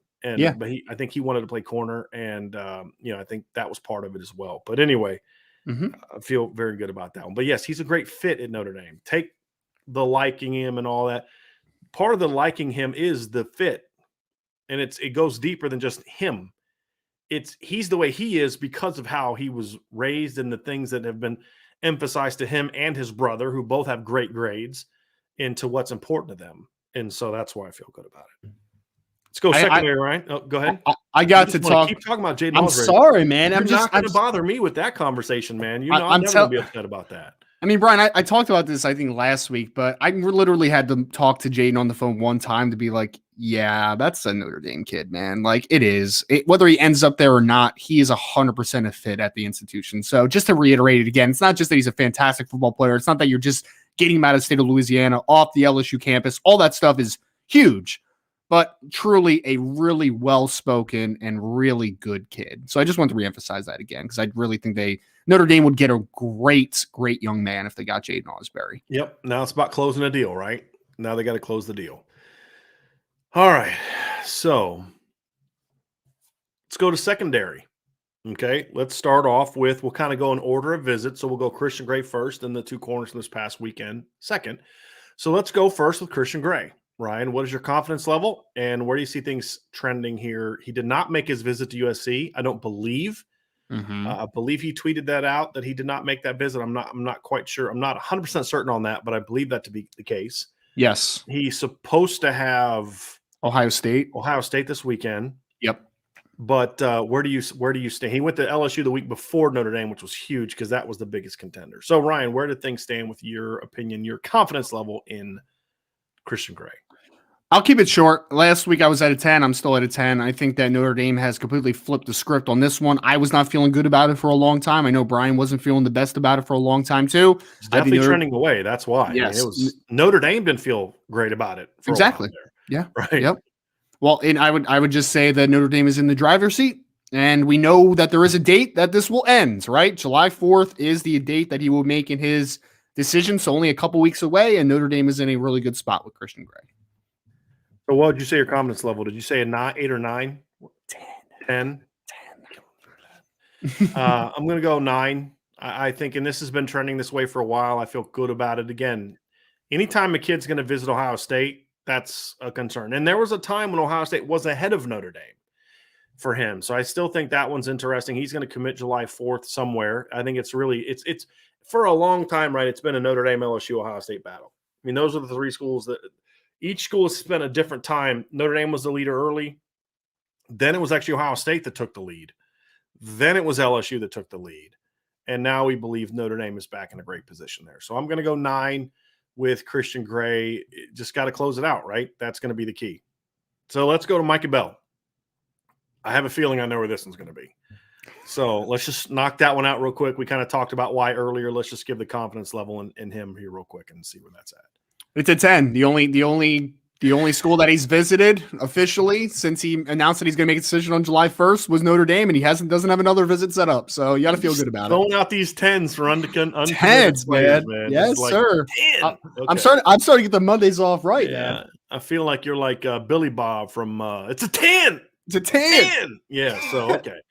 Let's. I'm going to go 9 for that one again, and it's another one we've been telling you for a couple of weeks that the visit could be the thing to seal the deal, unless he makes a visit somewhere else between now and then. I just I'm not sure what else I can say about that one. So he's obviously Notre Dame's in a good position there. The next couple are interesting. So we're gonna get into some interesting ones. Mm-hmm. Josiah Wagner. Let's talk about that one. It's a tough one to predict right now just because I haven't gotten as much intel or insight into the side of Josiah, right? Like I've heard a lot of things about the visit and how much he appreciates Notre Dame from people close to him, but I would say here that I would put it at a 5. I would say I feel like I don't have enough information on it, to be honest with you. So I'll keep it at a 5 because there is interest. Obviously, he was excited when he got the offer from Notre Dame a couple months ago. He just visited Notre Dame. By all indications, it went well. It's just there's a couple other corners that could be on the board soon. Do you want to be the third corner in the class? Is there, what is it open to right now as far as other schools are? So I'll go 5 right now, but that could be much too low, and I will be honest about that. This is going to be a first in this breakdown. I'm actually going to be higher than you on this one. But not by you were higher on Richard Young, so it would be the second. Okay, yes. Second. Mhm. Second time in this breakdown. So we're going to begin and end the list. Well, not end because we got one more coming up. So I'm going to go 6. Just because I do think I've been told from talking to sources as he's a take, and that's knowing where things stand with Christian Gray and Micah Bell and Notre Dame feeling really good there. I've been told he's a take. I've crunched the numbers. I think they can get to 27 with him without sacrificing somewhere else, especially with a couple other things that have kind of transpired the last couple weeks. So I think that I'm going to go 6. I think there's work to be done. The only reason I'm even at 6 and not higher is because this is still a new recruitment. This hasn't been going on that long. This would be like me, like the Sam Pendleton thing was a little bit unique. You don't often see a kid that's got other really legitimate options. And Josiah has some legitimate options, like good schools that are, football and academically. You don't often see things like Sam Pendleton, where a kid who's got Clemson and Michigan and NC State, North Carolina, like really good schools, just flat get an offer from one school, like, I'm done. When it's a school that's not even in, like, it'd be one thing if like all these other schools were offering him and then Clemson gets in late and like he goes to Clemson. That would make sense, right? Right. You don't often see it where a kid from like the Carolinas or out of state just drops all these other big time schools to pick Notre Dame, which is what happened with Sam Pendleton. He was different, man. I mean, I remember when I spoke to him for the first time and he said Notre Dame's a team that I've always wanted to hear from. Right. So that was like a couple days after he got offered. Right? Exactly. Like, actually, it was the night he got offered, I think, that you talked to him. And I remember Ryan sending me that, like, yeah, if they want this kid, they're going to get him. And so I was like, okay, we'll see. And then, of course, they wanted him, and he's in the class, and Notre Dame's very, very happy about that. So with Josiah, I think because he's a little bit more I think Sam's thoughtful. I just think, like you said, Notre Dame was the dream offer. I don't know if Notre Dame was that for Josiah. It's usually not that kind of situation with most kids, Notre Dame or anybody. So it is still new. I just have to see it play out a little bit. But I think Notre Dame's at least starting from a good place with him. Now it's about building that relationship up even more. So I am told that they do like him, however. So we'll see how this one plays out. Yep. The last guy that we're going to discuss, Caleb Downs. Let's have at it. All right. Let's have at it. What did I say last week? 5 or 6? Somewhere in the ballpark. I can't remember. You can't remember things I say? No. I barely remember. It's called being it's kind of funny. My parents are in, they're on sort of like a little getaway from my mom and dad. They went up to Chincoteague Island, and I was joking with my parents yesterday that, last time I was at Chincoteague, apparently I had a really good game. The reason I say apparently, because I played them my junior year high school, and I got hit right before halftime. I got hit in the chin, and I got a bad concussion. But I know what I did because I watched the film later. I don't remember any of it. My dad was talking about the EMTs looking over me after the game, and I was like, don't remember any of that. So I've had a lot of blows to the head, Ryan, so I don't remember things, quite all that well when it comes to that kind of stuff. But so don't take it personally. I know. Chincoteague Island's the island of the horses, right? Yes. Like it's one time of the year where, I've never seen it. I've heard it's amazing. We went the one time and we forgot to put on bug repellent and bug spray, and we got torched by mosquitoes, man. Absolutely torched. But it is pretty cool. It's a cool thing. All that to say is I can't remember if I was a 5 or a 6 last week for Caleb Downs. I'm going to stick at a 6 because I feel like I was a 6 last week. I'm getting cautiously optimistic with it because you just hear the right things and he continues to come back to Notre Dame. So I feel like there's heavy interest there. It just feels not as much as Richard Young, but a little bit of a pipe dream. Like I still think it's going to be hard to get him out of Georgia, man. Like to get him hard out of the SC, the Southeast, I should say, just in general. So I'm going to keep it at 6 because I continue to feel better about it each week and each visit, but I still think it's going to be a tough pull. I'll be very honest about that.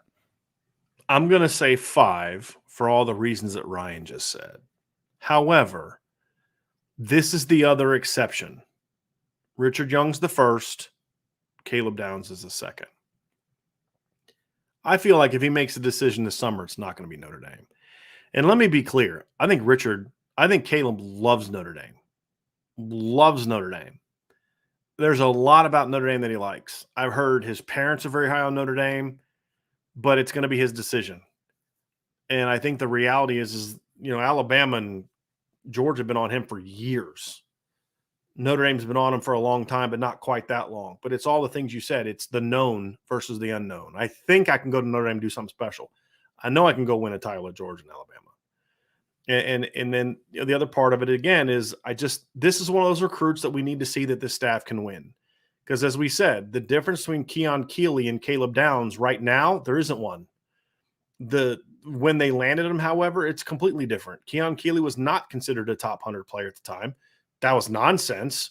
We thought he was. Ryan, I mean, I think that was pretty early on in his recruitment. I sent you his film and was like, I'm curious on what you think of this kid, because I loved the kid. I thought he was a 5-star upside kid then, and clearly a top 100 guy then. Caleb Downs has been a top player for a long time. It's a different story. Right. Notre Dame got on Keon Keeley before those other programs.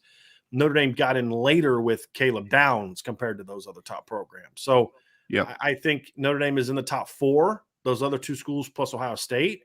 Mm-hmm. I do think they have a legitimate shot. I think he likes Notre Dame a lot. I just think I could see them finishing second to a lot of other programs. Having said that, if we go into the season and he's uncommitted, I could see this ending up looking really good for Notre Dame, because I think the product that Notre Dame is going to – I'm very cautiously optimistic about the quality of the defensive product that Notre Dame is going to put on the field this year, meaning it's been good. It's been really good.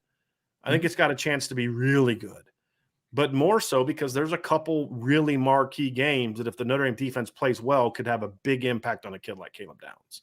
Sure. And so if Notre Dame is the team that we think it's going to be under Marcus Freeman, I think that's going to bode well for a kid like Caleb Downs, because I still think there's that unknown of, okay, I love Coach Freeman, but is he really the coach that Ryan Day and Nick Saban and Kirby Smart are? Nobody can answer that question definitively, because he's never coached a game with his staff, right? Mm-hmm. So I think that's one that could play out well also, right? I think everyone's taking notice of what Notre Dame's doing on the recruiting trails. I think all the fans across the country are. But I think it would send shockwaves if Notre Dame can close on Caleb Downs. I mean, I've watched that kid, and Brian, I think he's a top 5 to 10 player in this class. Like, I really do. I think at worst, top 15. At worst. Yeah. I mean, I really can't think of 5 players that I think are better football players than Caleb Downs, whether he winds up at Notre Dame or not. So I think if Notre Dame's able to go into the state of Georgia and pull out a kid that's father played in the NFL, his brother is a star at North Carolina, and he is a pretty much consensus 5-star top 15 player in the country, that sends shockwaves at that point. So yes, if they're able to, then it's monumental, the ability to close on Caleb Downs. Rivals has him ranked 22nd. Joke. Everybody else has him in the top 15. I'll say there's 2 players in this class that could have that impact for Notre Dame, where that commitment it's a tidal wave of 3.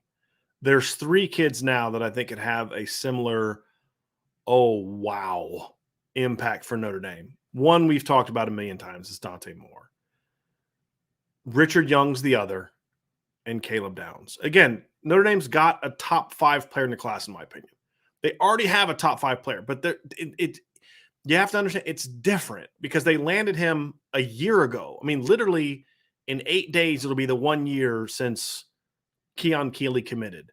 When he did commit, that was huge in Notre Dame Nation. That was big. You can go back to our show then. Keon jumped in that show, actually, in the chat, if you remember correctly. But we knew it was big, but nationally it didn't have that impact because he didn't have Bama wasn't pushing for him. Georgia wasn't pushing for him. Ohio State wasn't pushing for him. That all came later after he had a monster junior season. So, yes, it's impactful now, but it wasn't the minute he committed. It didn't have – as a matter of fact, when Brennan Vernon committed a day later, that had more of a tidal wave or like a wow impact than Keon because they beat Ohio State for him. And he was, everybody thought he was going to go to Ohio State. He was the higher ranked player. He was a 5-star recruit. Now, Brennan is still a big time player, but Keon has emerged as the hands down no brainer best player in this class. To me, he's a top 5 player nationally. So, but again, just the circumstances of the commitment were different. Richard Young is that kind of player.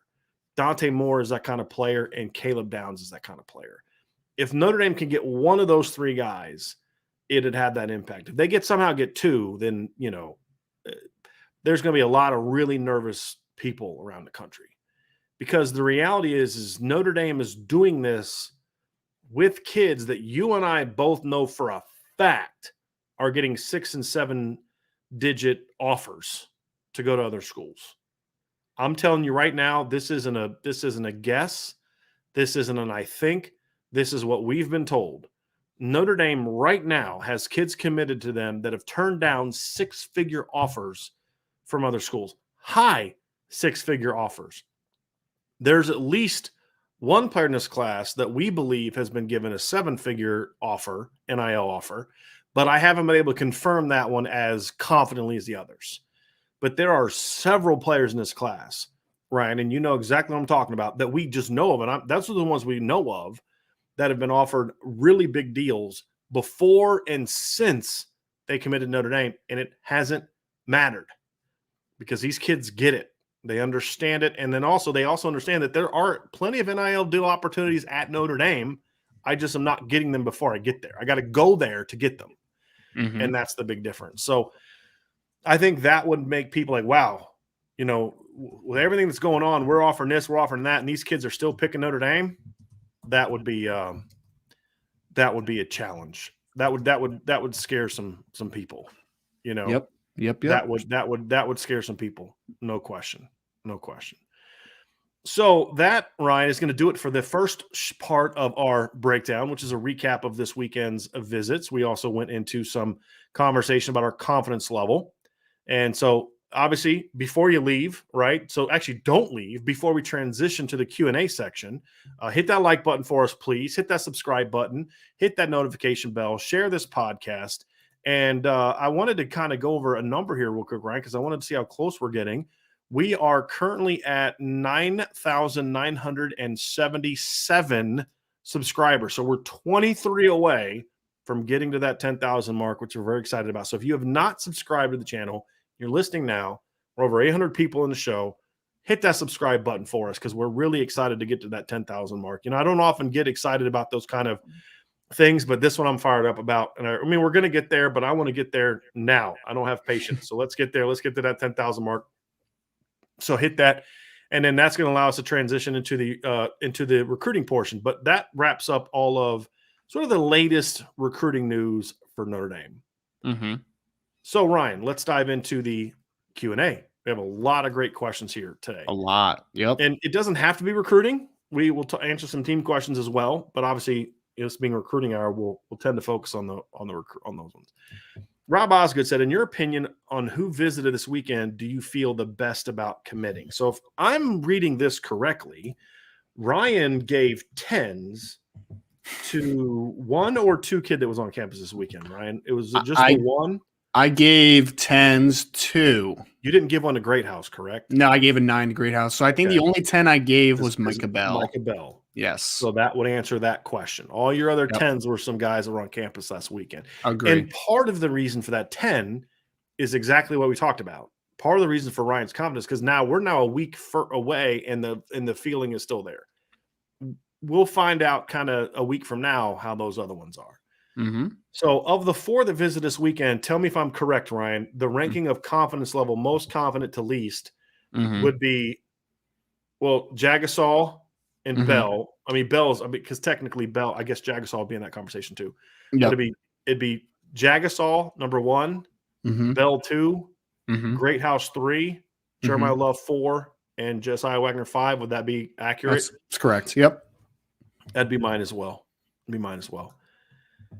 Benjamin Karcha, has your confidence level of Notre Dame to close on recruits changed at all since Marcus Freeman was brought aboard? Astronomically so. Yes. Yes. Easy answer. I mean, it's a fair question, Benjamin. Number 1, Notre Dame would not have the number 1 ranked class in the country the way that it does now if Brian Kelly was on staff. Now, there's a chance that Notre Dame may actually have the number 1 class in the country right now if Brian Kelly was here. But I'll be honest about something else. They'd have like 19 commits right now. Like that's why they have number 1. They'd be like 19, 20 commits. There'd be about 6 or 7 kids that would be in the class right now that won't end up in this class. And that class would have fallen out of the top 5. simply because that's what they would do. Brooks Barr would be in the class. Nice player. I mean, good luck in Michigan. And in other years, maybe I would have taken him, maybe. And so this isn't an insult to Brooks Barr, but there's better players on the board, right? Mm-hmm. And that's the kind of guy that Coach Ellison liked to go get. He was trying to push for him to come Notre Dame, but the decision makers were not. They weren't about that, right? They weren't looking at that. So to me, I look at this, Ryan, and I say, I just wouldn't have. We wouldn't be talking about Caleb Downs at all right now. Mm-hmm. I mean, there'd just be so many different things. Jason Moore, I don't know if I'd be talking about. I mean, they'd still get Jagasol. I'd still feel good about Haniffin, but some of these other guys, I don't know if they would have been on these guys had Marcus Freeman not been head coach. That's not. I mean, we've talked about. I mean, that goes for the committed guys too. I mean, I literally talked to Glenn James, who said that if the coaching changes didn't happen, Braylon James would not be at Notre Dame right now. Like, I mean, that's common knowledge at this point, right? So that goes for committed and uncommitted alike. I think the class would look drastically different if it was not Marcus Freeman's staff right now. 99 problems became one. Does anyone else think Greathouse is more like a top 50 player? I think he's better than CJ Williams was, who was ranked number 73 last year. I mean, me and Brian have talked about it a ton. I'm a little higher than Jayden. I know Brian really likes Jayden Greathouse. I would argue that he's about a top 50 player. I think he's at least close in the conversation. I really like the kid, man. I think I don't think he's the greatest straight line athlete of all time. And I know there's speed concerns. I'm good with that. I had no argument there at all. Route running, physicality, and I think that Jayden Greathouse has a demeanor to him where he demands to be the best on the field. And I think that goes a long way at the wide receiver position. So, yeah, I think that I would argue I didn't watch CJ Williams as much as Jayden Greathouse, so I'll defer to you about that one, Brian. You have seen CJ a whole lot more than I am. But in a vacuum, I have no problem with someone arguing that Jayden is a top 50 to 75 player somewhere in that ballpark. I'm okay with that. Mm-hmm. I'm okay with him being there, Ryan. I wouldn't put him there because I factor an upside a little bit more to the equation. If we're just going to focus on like ceiling or floor, then I'd say, yeah, I feel good about that. I feel good about him being there. I think he's a top 100 guy at the lowest, top 125. I think Jayden Greathouse is a very good football player. For me, I think he's the guy that gives you the best chance to come in and play right away. But he's so polished and he's strong and all those kind of things. It's just, for me, as I said before, just the ceiling isn't just quite as high as some other guys on the board. But I like him. I think he's a really good player. I think the difference between him and CJ Williams is one thing I disagree with a lot of people on is I never felt CJ Williams was this like polished, like ready to make, like he's reached his peak kind of guy. I thought CJ still had a young body. I thought CJ still had room to add more strength and add more speed. He was a good route runner, had good hands, and he was a really good player, but I thought CJ was a little bit better after the catch. I just thought CJ had a lot of room to improve. I think Jayden Greathouse is the better player today. No question. My only thing with CJ is I think CJ had a little bit of a higher ceiling because I thought CJ was a little bit more athletic and had a little bit more room to add more athleticism and speed. Whereas I don't know how much of that Jayden Greathouse is going to add. Now, if Jayden makes a similar leap that other players make in that regard, and I'm wrong that he's not close to his ceiling, then he will end up being a top 50 player in this class. I think so. That's really where the discussion ends. But we both agree that he's a very good football player. It's like, Ryan says, he likes him more than I do, and that's true. But it's like we both like him a lot. It's just there's degrees to it. It's not like, it's just he's a great player, and I'm like, he's all right. I can go without him. It's right. Not that at all. I mean, we both view he's a must-get player. It's just levels of like NFL draft. One team may like a guy as a top 15 caliber pick. Another team may view a guy as more of a late first-round pick. Well, they both love him because they both think he's a first-round pick. It's just one likes him a little bit more than the other. That's closer, I think, to how we are in regards to our difference than anything else. Sure. And I think it just comes down to the ceiling. I think that's the thing. Ryan, I would argue we're on the same page on his floor and what he is right now. Agree. I think where our difference is how much better he's going to get. Ryan thinks there's a lot more room for him to continue getting better than I do, but we both think he could be a really good player. Because my thing is, if he is what I think he'd be as a freshman, he doesn't need to get that much better to have a really good 4-year career at Notre Dame or Right. wherever he picks, and that's the reality of it. Very well said. DMND13 says, how is James Franklin such a good recruiter while being such an average coach? Average is being generous, I know. I think James Franklin's better than an average coach. I think that's going too far in an opposite direction. I think he's a solid coach. I don't think he's an average coach. And again, I am definitely not a James Franklin lover, but the reality is when you look, first of all, recruiting is part of being a coach. I mean, it is part of what you factor into being a coach, right? And Penn State's coming off a stretch in which they went 11-11, and they still finished with a number 6 or number 7 ranked class in the country. That Notre Dame's did the same, had basically the same ranking. They didn't jump Penn State till they got Jabron Payne, and they're coming off of a stretch in which they went 21-4. And he recruited just as well as Notre Dame did, going 11-11 the last 2 years. Well, recruiting is part of the job you should be evaluated off of. So that's reason number one why I think that he needs to be considered above average. And the other part is, he has had 3 years where they won 11 games. They've had 3 top 10 finishes. And say what you want about him and Brian Kelly's this and that. The reality is James Franklin has a Fiesta Bowl victory and James Franklin has a Cotton Bowl victory. Notre Dame is 0 in those games in the last 30 years. So he's a solid coach. What I've said is he's overrated.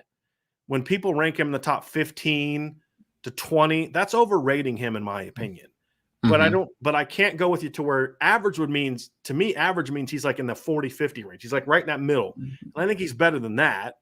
And look, what's the one team in the Big Ten the last 6 or 7 years that almost every single year is the one team willing to go toe-to-toe with Ohio State every year, even when they're not good? It's Penn State. I'm pull up the scores, but even this year when Ohio State was in last year during the COVID year, when Penn State was kind of bad, they still gave Ohio State competitive games both years. Now, Ohio State won both games. This year they won by 9. Last year they won by 13. Ohio State pulled away late. It was by 11 the year before. Again, close game. Ohio State pulled away late. 1-point game the year before that. 1-point game the year before that. Ohio State lost to Penn State the year before that. Then you kind of get into the years where it was, they were kind of going through the transition. There was a couple blowouts and things like that. But, really since 2016, there's nobody in the Big Ten that has consistently given Ohio State the kind of games that Penn State has given them. I got to give him credit for that. They don't get punked by Ohio State like everyone else in the Big Ten seems to do on a relatively consistent basis. So I got to give him a little bit of credit for that. That's about as far as I'm going to go on that. I think he's overrated, but I wouldn't say he's average. I think he's above average is the best I would say about that one. I think he's above average when you put the recruiting side into it. And I agree with you. That is a part of coaching. No argument there. I think where I would say is I think he's an average coach when you're talking about in-game coaching. Oh, he's below average in-game. Because that's a good point, right? Because make a coach, recruiting makes up a coach, motivation, preparation, hiring a staff, all those things factor into it. I say he's above average when you put it all together. There are parts of that, however, he's below average. He's below average at hiring. He consistently makes bad hires. He's lucked into some, I don't say lucked into, he's made some good hires here and there. I think obviously hiring Joe Moorhead was a very good hire. The D coordinator he just hired that he lost, he had a really good defensive line coach. Brent Pry. I thought that Sean Spencer was a really good defensive line coach. That was a great hire. But then you replace Brent Pry with freaking Manny Diaz. That is such a James Franklin hire. You had John Donovan as your offensive coordinator for several years. That was a bad hire. I just don't think he's great at hiring, and I think in game he's bad, but he's a very good motivator. His teams, they come ready to play. You got to give them that. They more often than not, they've had a couple, especially against Michigan. They have a couple weird games against Michigan. They just got ran off the field against Michigan. But for the most part, his teams come to play. They've battled Iowa at Iowa. They've beaten Michigan State at Michigan State. They beat Penn State at Penn State last year. Remember the game they were getting blown out by Wisconsin in the Big Ten title game at halftime and rallied all the way back and won? That's a sign of a good coach. He did not let his team quit. I'll give him credit for the COVID year. I think, didn't they start off like 0-4? Like they were awful. They were lost bad. to like Maryland. And so we saw Penn State and Michigan in the COVID years had very similar starts to the season. And Michigan started the season, they won, they beat Minnesota, then they lost 4 out of 5. Their only win was a 6-point win against Rutgers. Michigan basically quit that season. Penn State came out, lost 5 straight games. And some of them, they lost to Indiana. They battled Ohio State but lost. They got blown out by Maryland. They lost by a touchdown to Nebraska, and they got destroyed at home by Iowa. 0-5 start to the season. Now, where Michigan folds, and I think basically quit on the season, Penn State came out the next week at Michigan and stomped Michigan, won by 10. Then they beat Rutgers at Rutgers. They blew out Illinois, and in between that, they beat Michigan State by 15. Like, that team had every reason in the world to quit, and he didn't let them quit. That's part of being a coach to me. So I think those areas he grades out well, but staff-wise, in-game, Ryan, he's below average. And I would say the worst part of his coaching job is in-game. Just he makes such poor decisions. His teams will battle, but just there's always like this decision he makes, fake kicks, fake punts, going for it on 4th down, like calling draw plays on 4th and 6 against Ohio State. We're just like, what? Like, you way overthought this, and you just look at him like, man, if he was a better in-game coach, Penn State would have a couple Big Ten titles right now, not just the one. And, it'd be a little different animal. No question about it. It's all fair. Yeah. All right. Here's a question that we have from John Mayo. I was thinking if Carr reclassifies, we could still get Sayin in 2024. Do you guys see this as realistic? No, I don't. No. I don't. I think thing you have to understand is if he reclassifies, which again, right now, I don't think he will. That's just coming from CJ's mouth. He has told anyone that'll listen he doesn't plan on reclassifying. Now, could he change his mind? Sure. But I'm just telling you right now, my sources on the Notre Dame side and my sources on the CJ Carr side have both said the conversation has been had, but it hasn't gone anywhere yet because CJ wants to play with his team the next 2 years. So, of course, things could change, but that's why we have not talked about that. Right. Let's just say hypothetically, to respect John's question, that CJ did change his mind. Well, if you're Julian Sayin, Ryan, you're still looking at him as a 24 kid because he's just coming in to get a head start. He's still going to sit for 2 years behind Tyler Buchner, right? So I don't think you would view it that differently if I was Julian Sayin. I just don't. And they've already shown you once that they thought he was better than you because they picked him over you already. That's very well said. That was going to be my exact point, is that he was already maybe the second choice in 2024, right? Because CJ Carr was absolutely the number one choice because that's who they took. So and the matter of fact of it is a lot of really good programs are after Julian Sayin, right? Like, this isn't just some kid that's ranked borderline top 200. Like, there's publications or platforms. Kevin Pine, remember him a few years ago? Like, he was the offensive tackle. No big schools were recruiting him, really.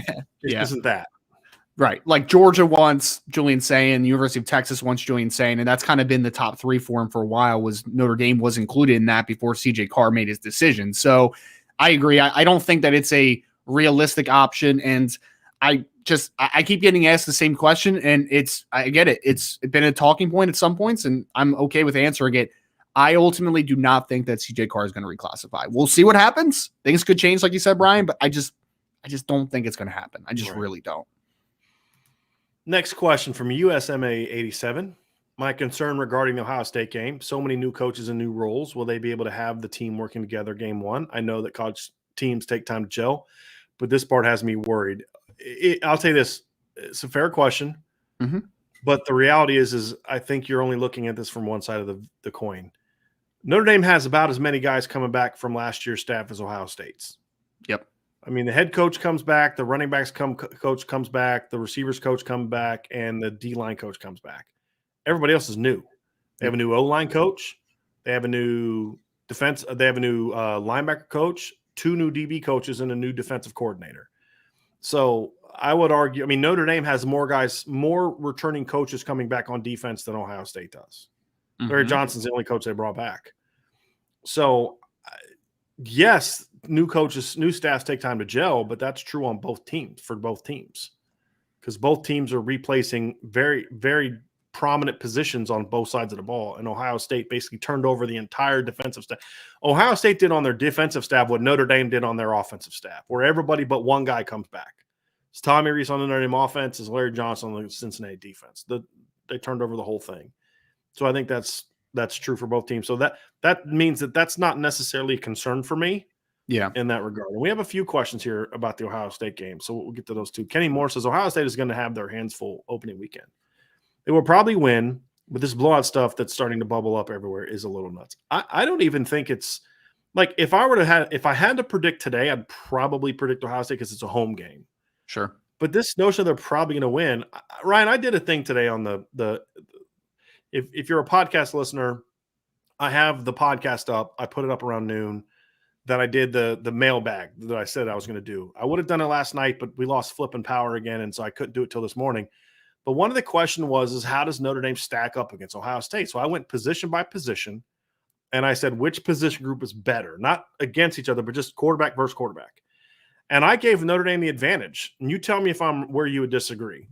Okay. Quarterback, Ohio State advantage. Sure.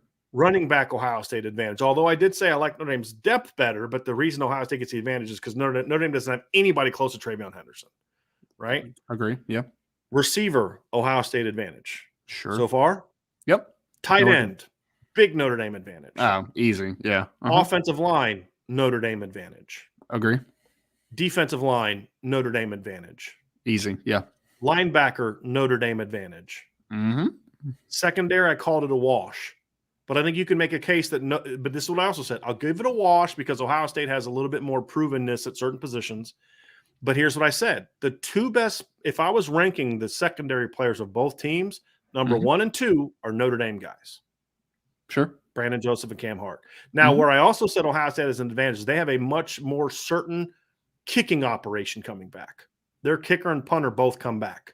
They're both pretty decent last year, especially their kicker. Where am I wrong?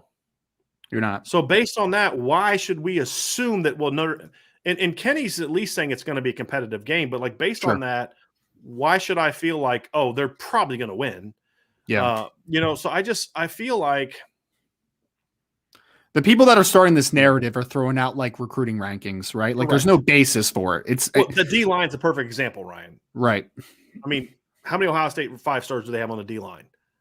Like 5? Yeah. Right. Something like that. It's got to be. Yeah. Name me one that's come anywhere close to being as good as Isaiah Foskey. Well, that's what I was going to say is in your comparison 1-to-1, right? Like a defensive lineman to defensive lineman, Zach Harrison was probably like a top 10 recruit when he came out, right? It was Jack Sawyer.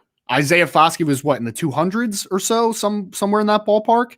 Isaiah Foskey's a much better player than Zach Harrison. Like it's not even close right now. Zach Harrison has a substantial amount of upside. And he's very talented, but he's nowhere near the player that Isaiah Foskey is. And they're in the same class.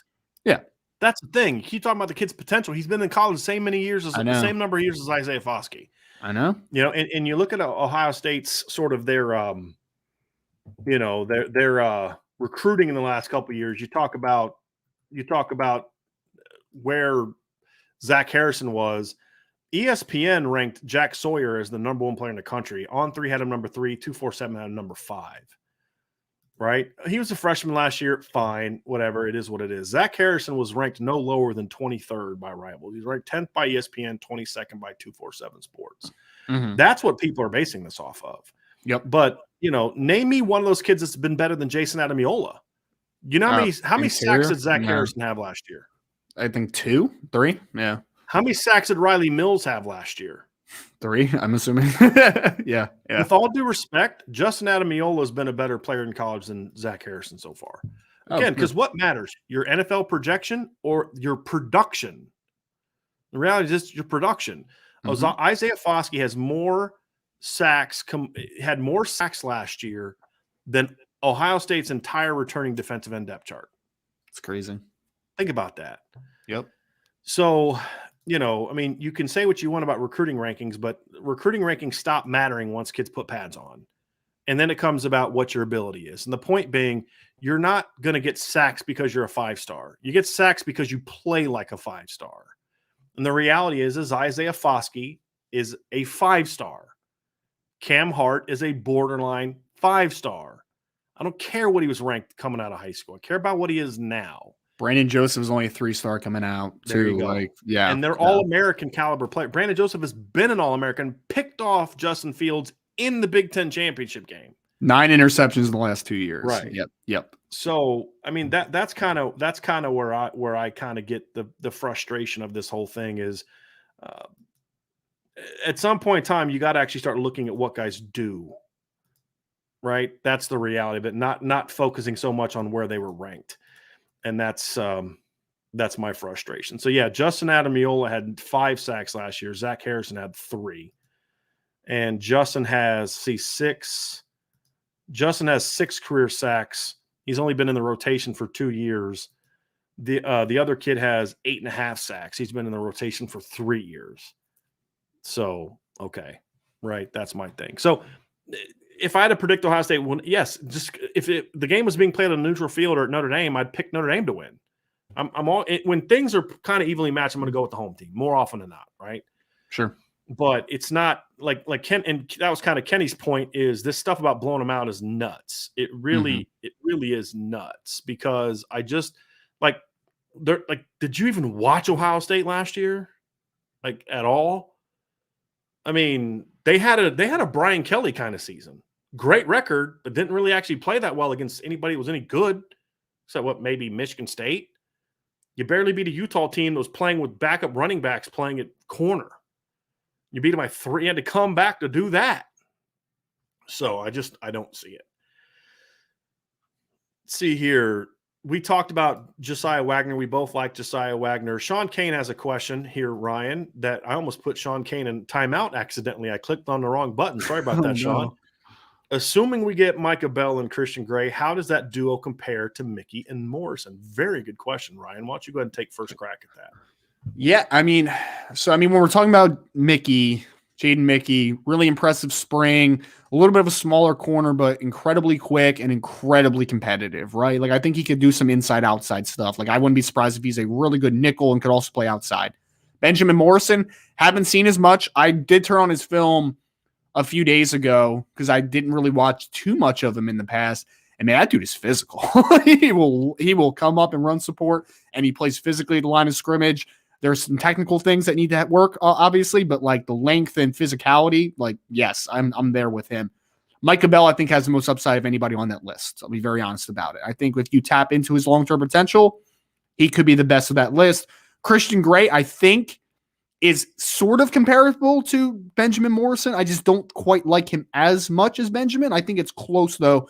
So I would say this new duo, for me, the Bell and Gray, I prefer slightly. I don't think it's by a large margin, but I think Micah Bell having the most upside teeters it in that side for me. We had an interesting conversation about this the other day. And it was the Micah Bell versus Benjamin Morrison who has the higher upside, because we both agreed that Bell's the top corner in this class, upside-wise, and Benjamin Morrison's the top corner in last year's class. I think it's interesting, the comparisons between the two, because you have the one guy that maybe doesn't have the elite athleticism of the other guy, or the elite size in the instance of Jayden Mickey, but he's a very polished kid. That's Christian Gray in 2023. That's Jayden Mickey in 2022. I think that I like the versatility of the different players. Mickey is similar in size. He's stronger, but similar in size to Micah Bell. Benjamin Morrison is similar in size to Christian Gray from a length standpoint, although Benjamin Morrison was a little bit thicker. So there's a lot of good comparisons there. I think that they fit. For me, it's hard for me really to say who has the advantage. I think the thing I like about them, Sean, is I think this group plays well together. Ryan talked about, like, if there was a scenario in which your starting lineup was Micah Bell to the field, Jayden Mickey in the slot, and either Gray or Morrison in the boundary, let's just say Morrison because he's older, and then you've got Christian Gray playing both outside spots as part of a rotation, that's a freaking heck of a cornerback class. I mean, that's a heck of a corner rotation if those guys turn out to be the players we think they can be. So the nice thing is I don't care who's better. I'm not disagreeing with what Ryan says. I'm just taking a different point. Ryan kind of showed from a recruiting standpoint. My point is this is what you need to do in back-to-back years. If you can finish off those two guys, this is how you get to your second to the point where it's an elite group. Is you sign just back to back to back, because I really like the Ryan Barnes, Philip Riley, Chance Tucker group still, but you land these kind of groups in back to back to back. That's how you build your roster, and that's what Notre Dame's been able to do, and that's the important thing if they can finish off and get Gray and Bell. But I think you've got size in Morrison and Gray lengthwise. You've got raw speed in Bell. You've got that jack of all trades, super competitive, instinctive kid in Jayden Mickey. What I love more than anything, Ryan, is how well this foursome would, if they can close with that, would complement each other. And there's a couple guys that have some positional flexibility. If the need arose, you could move Benjamin Morrison to safety. You could move Jayden Mickey to safety if the need arose, and you could move maybe Christian Gray in time to safety if the need arose. I'm not saying it's going to happen. No one at Notre Dame has said that. I'm just making the point. It's not like they can only play corner. There's a way to get all four of these guys on the field together, plus one of the two safeties that you've signed this year as well. So I love the group, and I love the back-to-back nature of what they're doing at corner if they can finish off and get Bell and Gray in the class. We did address earlier Stephen Hurt. Would they take all three, Gray, Bell, and Wagner? The latest intel we have is yes. That's what we have been told most recently. And that was before the visit this weekend, and I don't expect that to change. 99 Props BK1 says, what is a good non-Notre Dame, preferably NFL comparison for Micah Bell? It's a good question. The guy that popped in my head immediately when I think of slightly undersized, Mike is not the tallest or longest guy in the world, but incredible speed and twitchiness. I thought of Denzel Ward that came out of Ohio State a few years ago, who is now a really good corner from Ohio State. He's not the biggest kid in the world, but he'll throw his weight around a little bit, and he's incredibly twitchy and explosive. So that's kind of the first guy that popped in my head for Micah Bell. I like that one a lot. And just I'm gonna give some info here. He measured in at just over 5'10", Denzel Ward, and 183 pounds. It's very similar to how I project Micah Bell. He's listed at 5'11". Maybe he's 5'11", 5'10 and a half, 5'11". Yep. He's 165 pounds now. I don't see him being much bigger than 185 when it's all said and done. So I think those are the size comparison stands out immediately. 4.32 in the 40-yard dash. It's pretty fast. Almost as good of a 10-yard split as Eli Raridan, apparently. 1.47. So, sorry, I had to. But a 4.32 in the 40, I think that's where that comparison. And the vertical jump, 39 inches, 136-inch broad jump, that's all explosive numbers, like impressive explosive numbers. So I really like that comparison. So I'm not going to add anything to what Ryan said as far as comparison. I'm just going to point out the data that backs up Ryan's comparison with Denzel Ward. And if he plays like Denzel Ward, Ryan, I think we'll all be very, very happy. Absolutely. Absolutely. Bill Walsh, does Charles Jagasol project as Blake Fisher's replacement? I think that's where he'll get his first look. I think right tackle makes a lot of sense for that projection. And I think sort of with Blake Fisher, I mean, I've always been on the same wavelength. I don't know if you agree with this, Brian. I think you may, but I think Blake Fisher could be a really, really good right tackle, and I think he could be a really, really, really good interior player eventually. I kind of see the same with Jagasol. I think that he can play at both, and I think that it makes sense. I think that he could be the heir apparent potentially for Blake Fisher. I think it's very possible. Certainly. I think him or Sullivan Absher most likely are being recruited that, but then there's also Emil Wagner, potentially Ty Chan. Those are other guys that'll be in there. But yeah, I view him that way, me personally, just because I think he's a right tackle. But if Notre Dame has a need at guard and Charles Jagasol is the best guy there, I'm moving him. Just like I said about Blake Fisher. It's exactly what I said about Blake Fisher. So I think they're very similar. He's just not as big as Blake was, and he's not as fundamentally sound. Blake was he had some solid fundamentals. He needed to learn and reshape his body, which he's done, but he knew how to play. I mean, Blake knew how to play. And Charles is still very much a ball of clay when it comes to how to play. He's just really a really talented ball of clay. Chief Brody with the question, this is such an obvious answer. Brian, are you buying NCAA 23 next July? Not only am I buying NCAA 23, I'm buying a new PlayStation because I have to have a new I haven't bought a new PlayStation since I was in college. Wow. So I will not only buy the game, I'll have to buy a PlayStation to make sure that I can play the game. Yes. So yes, that will we will be taking a week vacation from Irish Breakdown when that game comes out. I'm just letting y'all know right now. We should do a preview show, Brian, where we project what the overall ratings will be for starters or something. That'd be fun. That would be fun. That'd be fun. Yeah, that's a very good idea. Let's try to remember that for next July. Yes, Chief, I will definitely be doing that. USMA 87 B Ryan. If I am doing research on 5-star success through college and NFL, what resources would you use? You want to answer that, Ryan?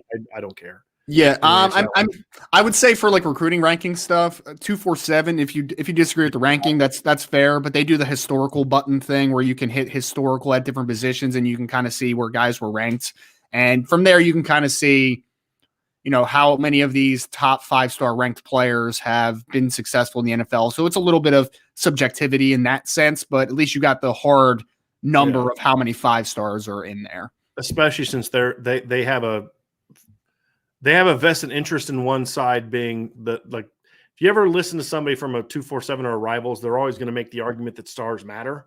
Yeah. Because that's their industry. They're not exactly unbiased sources in that conversation. Ian Johnson says, if we get Love and Young wants to come, does Love slide over to count against receiver numbers? No. He's not being recruited as a running back now. He's being recruited as an athlete now. Right. And Ryan, I'll put it to you like this. So no, he won't count against the receivers numbers. He'll count as an athlete. I'm going to take the question a little bit further and put this on it, Ryan. I want to ask your opinion on this. If you sign Jay Lamar, Jeremiah Love, and Richard Young, do you at least start? Where do you start, I'm not going to lead you. Where would you start Jeremiah Love first day that he shows up on campus? I think I would still start him at running back and just kind of see how it pencils. We talked about this. So I think there was a question that was similar to this, Brian. So I don't mean to jump ahead, but I think out of those 3 running backs, the guy that projects as a wide receiver best or a slot receiver is Jayden Lamar, not Jeremiah Love, in my opinion. Yeah.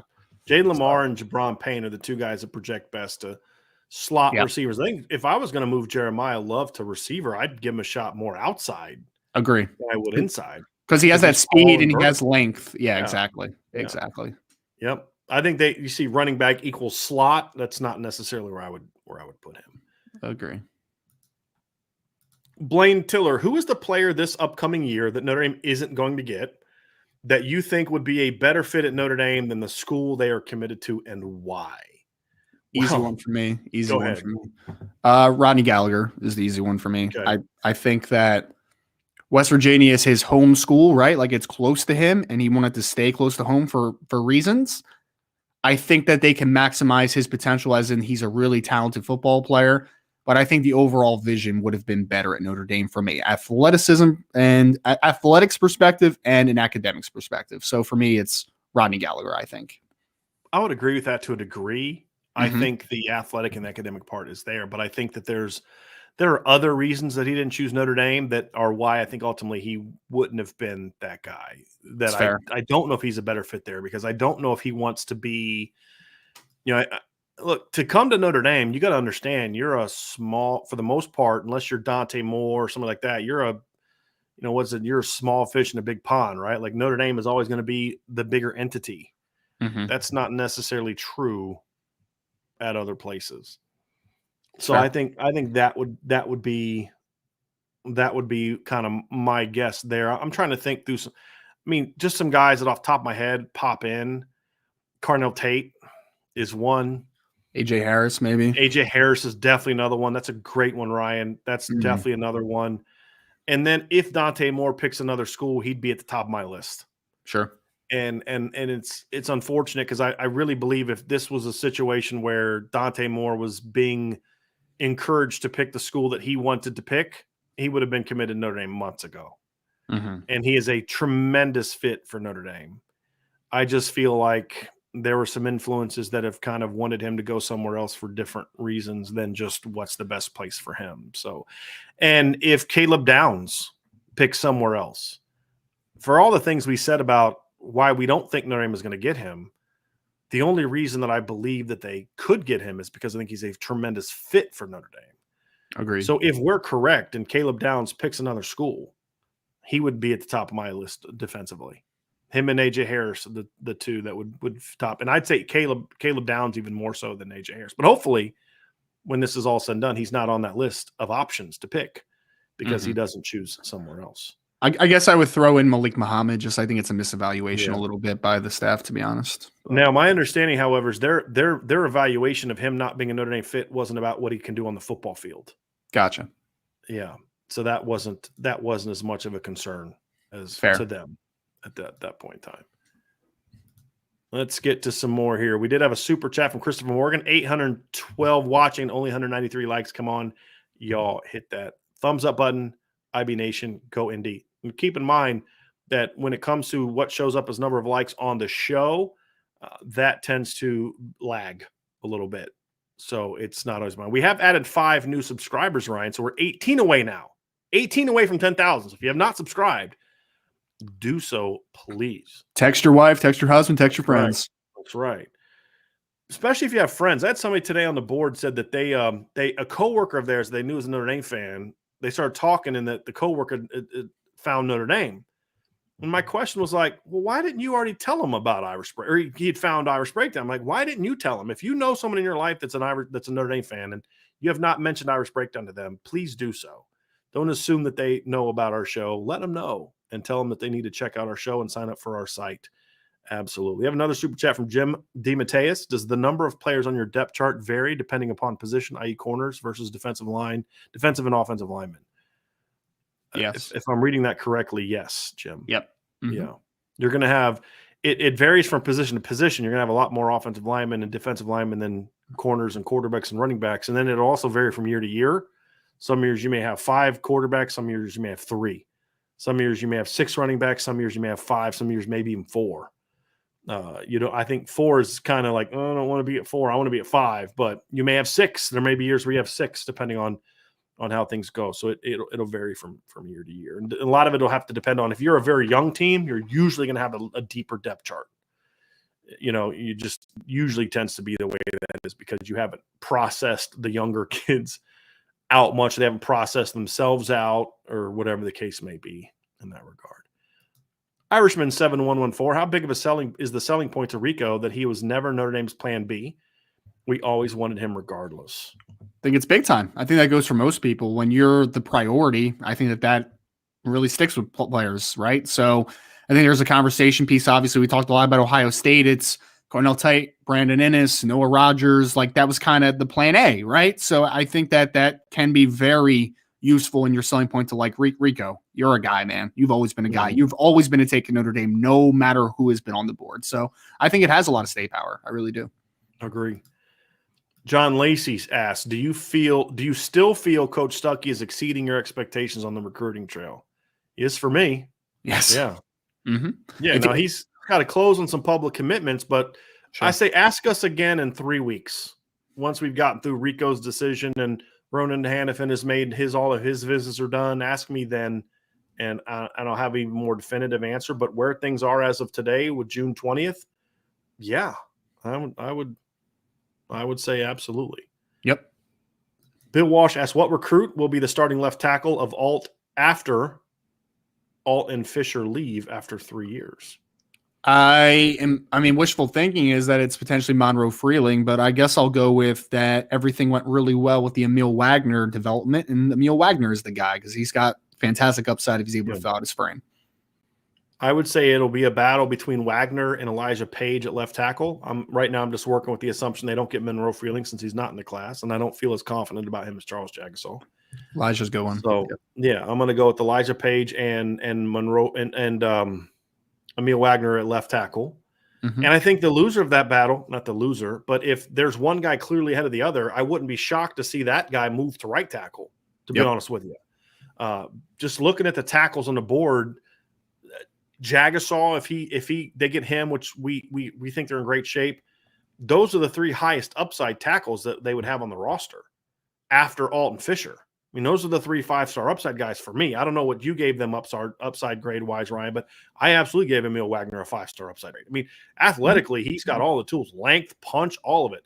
It just, I don't know if he can hold up physically. That's the big question. That's the only question we have about Emil, right? Mm-hmm. And you've made the Nicholas Pettit-Frere comparison at times as well. I think Elijah Page has 5-star upside. I think Charles Jagasol has 5-star upside. The good news is that if those 3 are clearly some of your 5 best linemen, then there's no reason to think that they can't all play. Here's a name that we're kind of working with that I think is probably a mistake on our part. Mm-hmm. If they leave after 3 years, a guy that could have a great shot at starting for Notre Dame after that is Tosh Baker. Yeah, true. Because we got to remember, Tosh has 6 potential years because he was a freshman in 2020, so that year did not count for him. Basically, he will be let me go look and see how many games Tosh played this year. I don't think he played more than 4 games this year. I could be wrong, but I don't think that Tosh played more than 4 years. Just give me 1 second, and I'm going to find that out.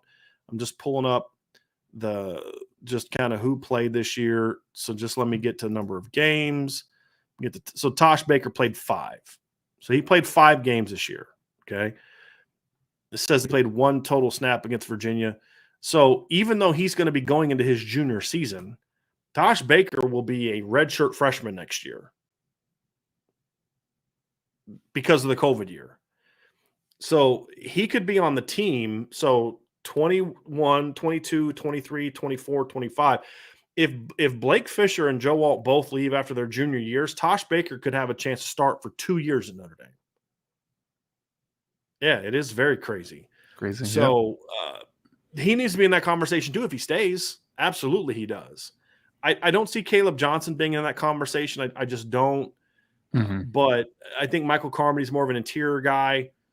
I think the current freshman class and the 23 class are primarily who should be in the conversation.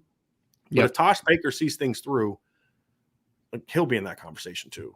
There's no doubt. And then the reality is if he's on the roster, right, Ryan, because 20, 21, 22, 23, the final year for Fisher and Joe Alt would be his senior year. Yep. If he's not going to be stepping the starting lineup, he won't even be here. So if he's coming back, it's most likely because they view him as a guy that's going to start for them. Agree. In my opinion. So Tosh should be in that conversation as well. That's good mention. Good mention. Yeah. Kid has all the tools. Just want to see him developed properly. And he loves Coach Easton. That's the big thing we learned from talking to Elijah Page on and off the record was, Tosh had nothing but great things to say about playing for Coach Easton. Yep. Which is important. Very, very, very, very important. A few more questions before we get out of here, Ryan. Jason Saxton. Out of all the recruits left on the board, who gets you the most excited about possibly landing? Can only pick one, and it's not Caleb Downs or Richard Young. And let's say let's take Dante out of the conversation as well. My last guy my guy would probably be Monroe Freeling. I think again we've talked a lot about it. I think he's paramount potentially for the left tackle position if they're able to close on him. So I think ideally they would love him in the class, and I think that has the best chance. I think Elijah Page has a really good chance of playing left tackle too, but I think Monroe has the best chance of being an elite left tackle at the next level. Yeah. The reason I'm not going with an offensive lineman is just because I feel like that position is going to be so loaded in years to come that if they miss on him, they'll be fine. They'll get somebody else in this class, next year's class. It's just good. You mentioned Elijah Page. They'll get somebody next year. I'm going to go with the position that maybe it's a little bit different. And I'm going to go with Jason Moore. As I just start thinking about, what's the one way that Notre Dame can really, you look at Georgia, what was the primary driver in your opinion last year of Georgia's title in your view? They had the number 1 overall pick on the defensive line, the number 13 overall pick, and the number 28 overall pick on the defensive line last year. And the guy that some people viewed as the best of all of them is coming back to college next year. Yep. When you can dominate, not just win, but dominate in the trenches against anybody on the defensive side of the ball, it makes you really hard to beat. And when I start thinking about a defensive line moving forward, I'm already excited about the D-line in the future already with Keon and Brennan and Boubacar and Devin Houston and Tyson Ford and Aiden Gobira and Gabriel Rubio is going to be a redshirt freshman this year. And Jason Onye is a redshirt freshman. And then you throw in Jason Moore, and with all due respect to all those guys, and there's so many good players. The only guy that I view as having a higher ceiling than Jason Moore is Keon Keeley. That's it. And I love Tyson Ford. I love Aiden Gobira. Josh Burnham. I didn't even mention Josh Burnham, who's now an edge player for Notre Dame. I don't grade any of them out upside-wise as high as I grade out Jason Moore. And I start thinking about having that group of players rotating in together on the defensive line with Jason Moore, whether he's an end, a 3 technique, or both. You start thinking, yeah, this could end up being that kind of defensive line. Now, it would be built differently structurally because it's a different defense.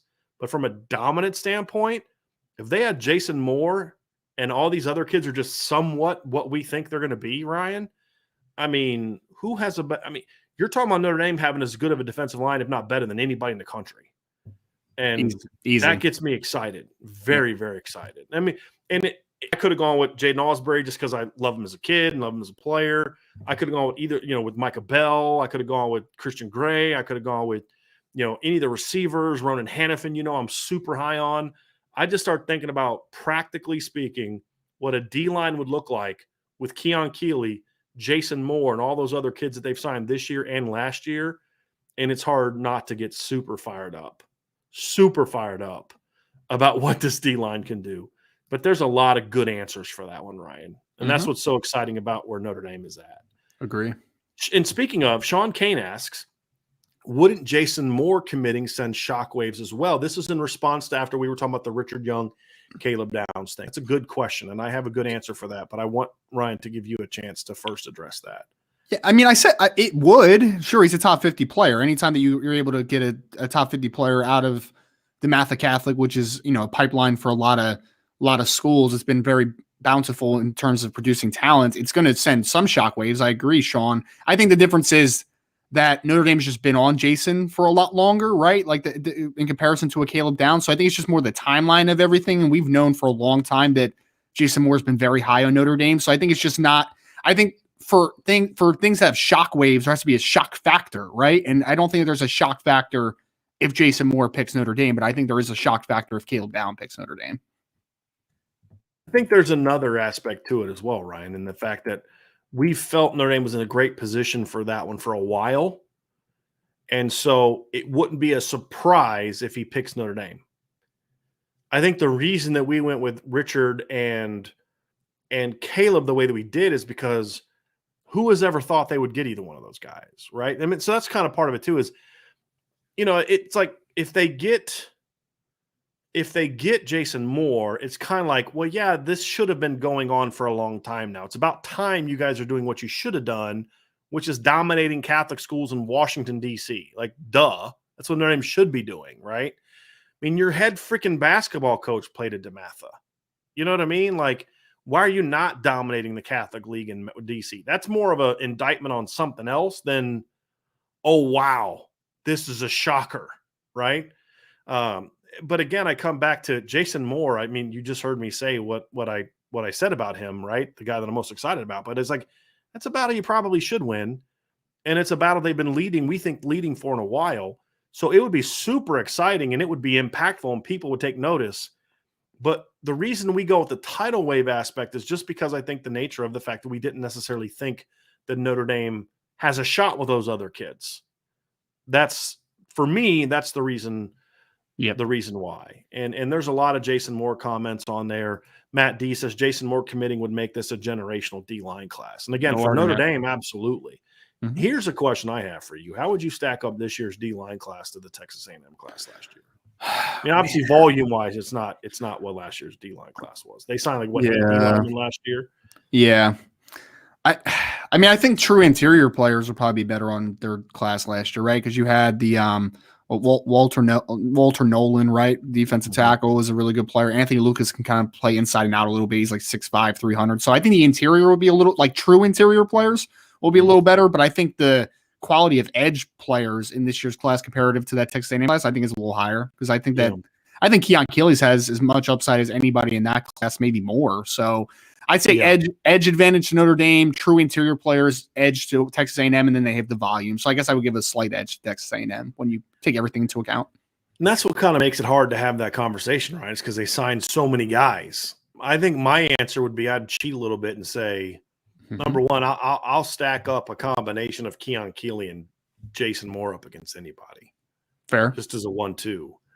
And I would say if you took Texas A&M's top 5 against Notre Dame's top 5, I think Notre Dame's in that conversation. I think Walter Nolan's a very good football player. I think he's a 5-star, excellent. I don't think he's necessarily a better player than Keon Keeley. I think they're on a similar par, right? Speaking of the rankings, I'm pretty sure I saw the other day on Twitter that Walter Nolan is the top-ranked defensive tackle ever by 24/7 Sports, or number 2. So the top-ranked players ever at quarterback and defensive tackle were in the same class. I'm sure it has nothing to do with spinning things in an attempt to get, some publicity. It's a joke. It should not be taken seriously.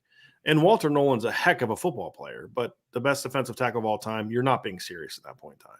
Mm-hmm. And it's not a coincidence that things like that start getting said as soon as Barton Simmons leaves. You know what I mean? Like, because Barton Simmons was he understood the need to publicize and clicks and all that, but he also understood, like, we're going to put value on our football opinions. And accuracy is being correct, not just saying crap to, sell a story for a long time. That's my stance on that. But you have, like you said, you have to go with the last year's class simply because of Anthony Lucas I viewed as a 5-star. Walter Nolan. They had the Levius Overton kid who recommitted reclassified. 2020, reclassified to the 22 class. You had Shamar Stewart. So my answer would be, ask me again after they're both sophomores.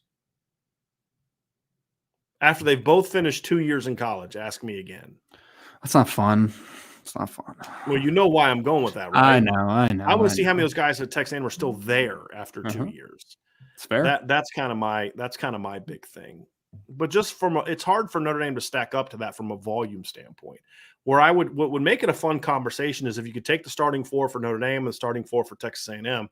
That'd be a little more of a fun conversation. I'd probably still go with Texas A&M, just because like I said, the interior guys they got are excellent. Shamar Stewart's no bum either as a defensive end. He's good. It was a heck of a class. But as far as like for what Notre Dame is doing, and for Notre Dame, it absolutely would be a generational class. And we pointed this out. The last class to come close to it was the 2011 class, but those were edge players. It was all edge players. Mm-hmm. This class has a great balance of inside out that I really, really like. That makes it a really, really important pickup for Notre Dame. If they were able to get Jason Moore. That's the key, right? This is a really good, one of the 5 to 6 best D-line classes in the country. I would argue if they don't get Jason Moore, this is one of the 3 or 4 best defensive line classes in the country, as long as it stays as it is, right? Bubakar's a top 100 guy. Brendan Vernon's a top 100 guy. Keon's a 5-star. Devin Houston, in my opinion, is a top 150 guy. He's at worst a top 200 guy. Yep. You're not going to have many classes better than that. It's top 3 or 4. Jason Moore makes him the number 1 defensive line class in the country. And I just don't see enough players out there for anyone to get that would say it'd be better than this group. Even if all the top guys on the board went somewhere else, I don't see it. Right. I know David Hicks is a 5-star. If you could tell me I could have David Hicks instead of Jason Moore, I wouldn't take it. And he's a good player. I think Jason Moore's a better player. The other thing about Jason Moore is interesting, right? He's still a pretty raw player. He is. Like, there's a lot of room for improvement Mm-hmm. for him when it comes to building his game. Yeah. Gideon Rosa asks, does Notre Dame still take a quarterback in the 23 class? They will try to get a quarterback in this class. Agree. Yep. They will go the transfer out if they have to, but they would rather take a high school kid. So they're not. I don't think they're going to purposely just not take anyone. They also aren't going to just take someone just to take someone. That's the other thing you have to think about too. Tommy Guns asked, B. Ryan, how would you compare the Notre Dame and Ohio State coaching staffs? It's an interesting question.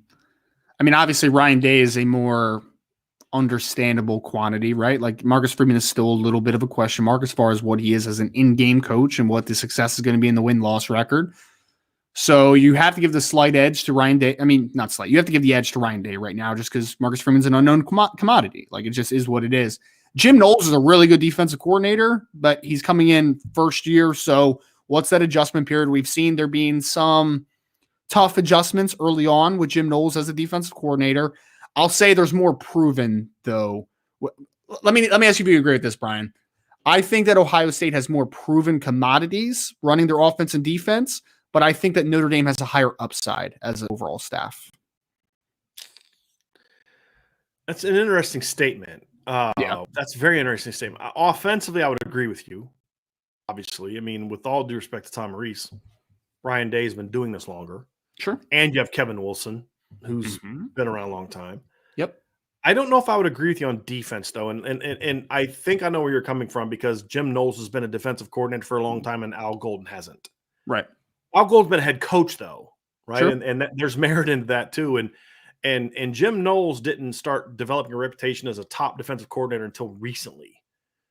You know, so it's not like he's been a defensive coordinator for 30 years and all of a sudden, like, you know, he's just been this phenomenal guy for a long, long period of time. I mean, just kind of 2001, 2002, he was a D coordinator for 2 years at Western Michigan, and then he wasn't a D coordinator again until 2010 and 11 at Duke, and then he was at Duke from 2010 to 2017. He's a good defensive coordinator. It took him 4 years to build what he built at Oklahoma State. Right? He's a good defensive coordinator. Al Golden was the head coach at the University of Miami.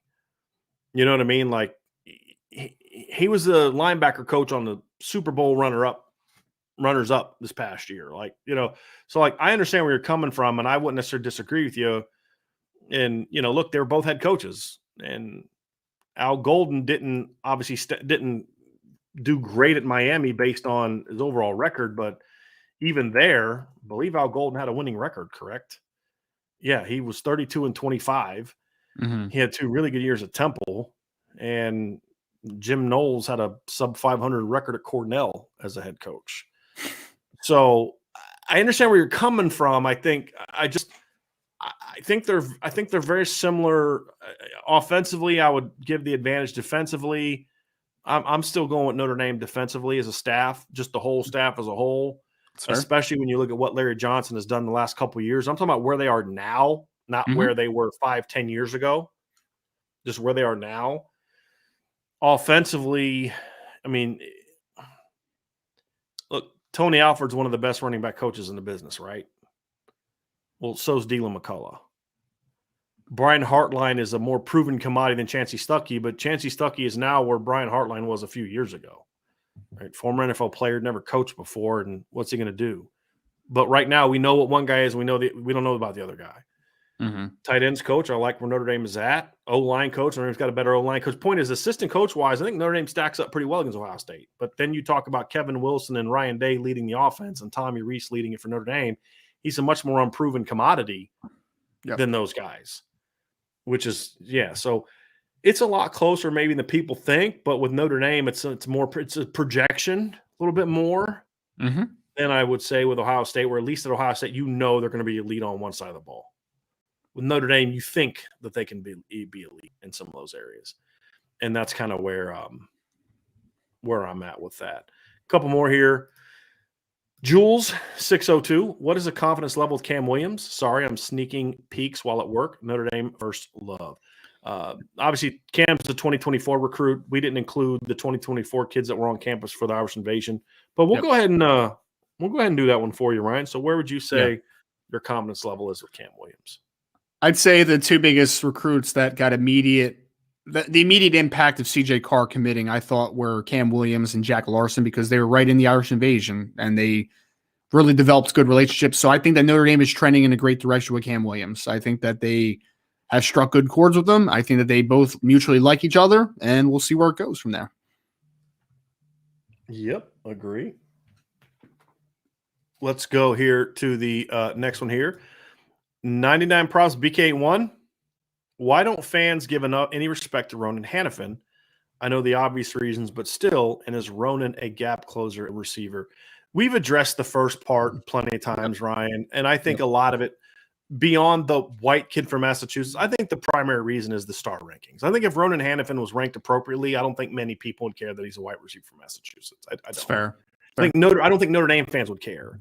I think if he was a top 100 recruit, I don't think they'd care. Because Notre Dame fans are, he's the next Samardzija. You know, I mean, they that's what the conversation would be, and they've seen it.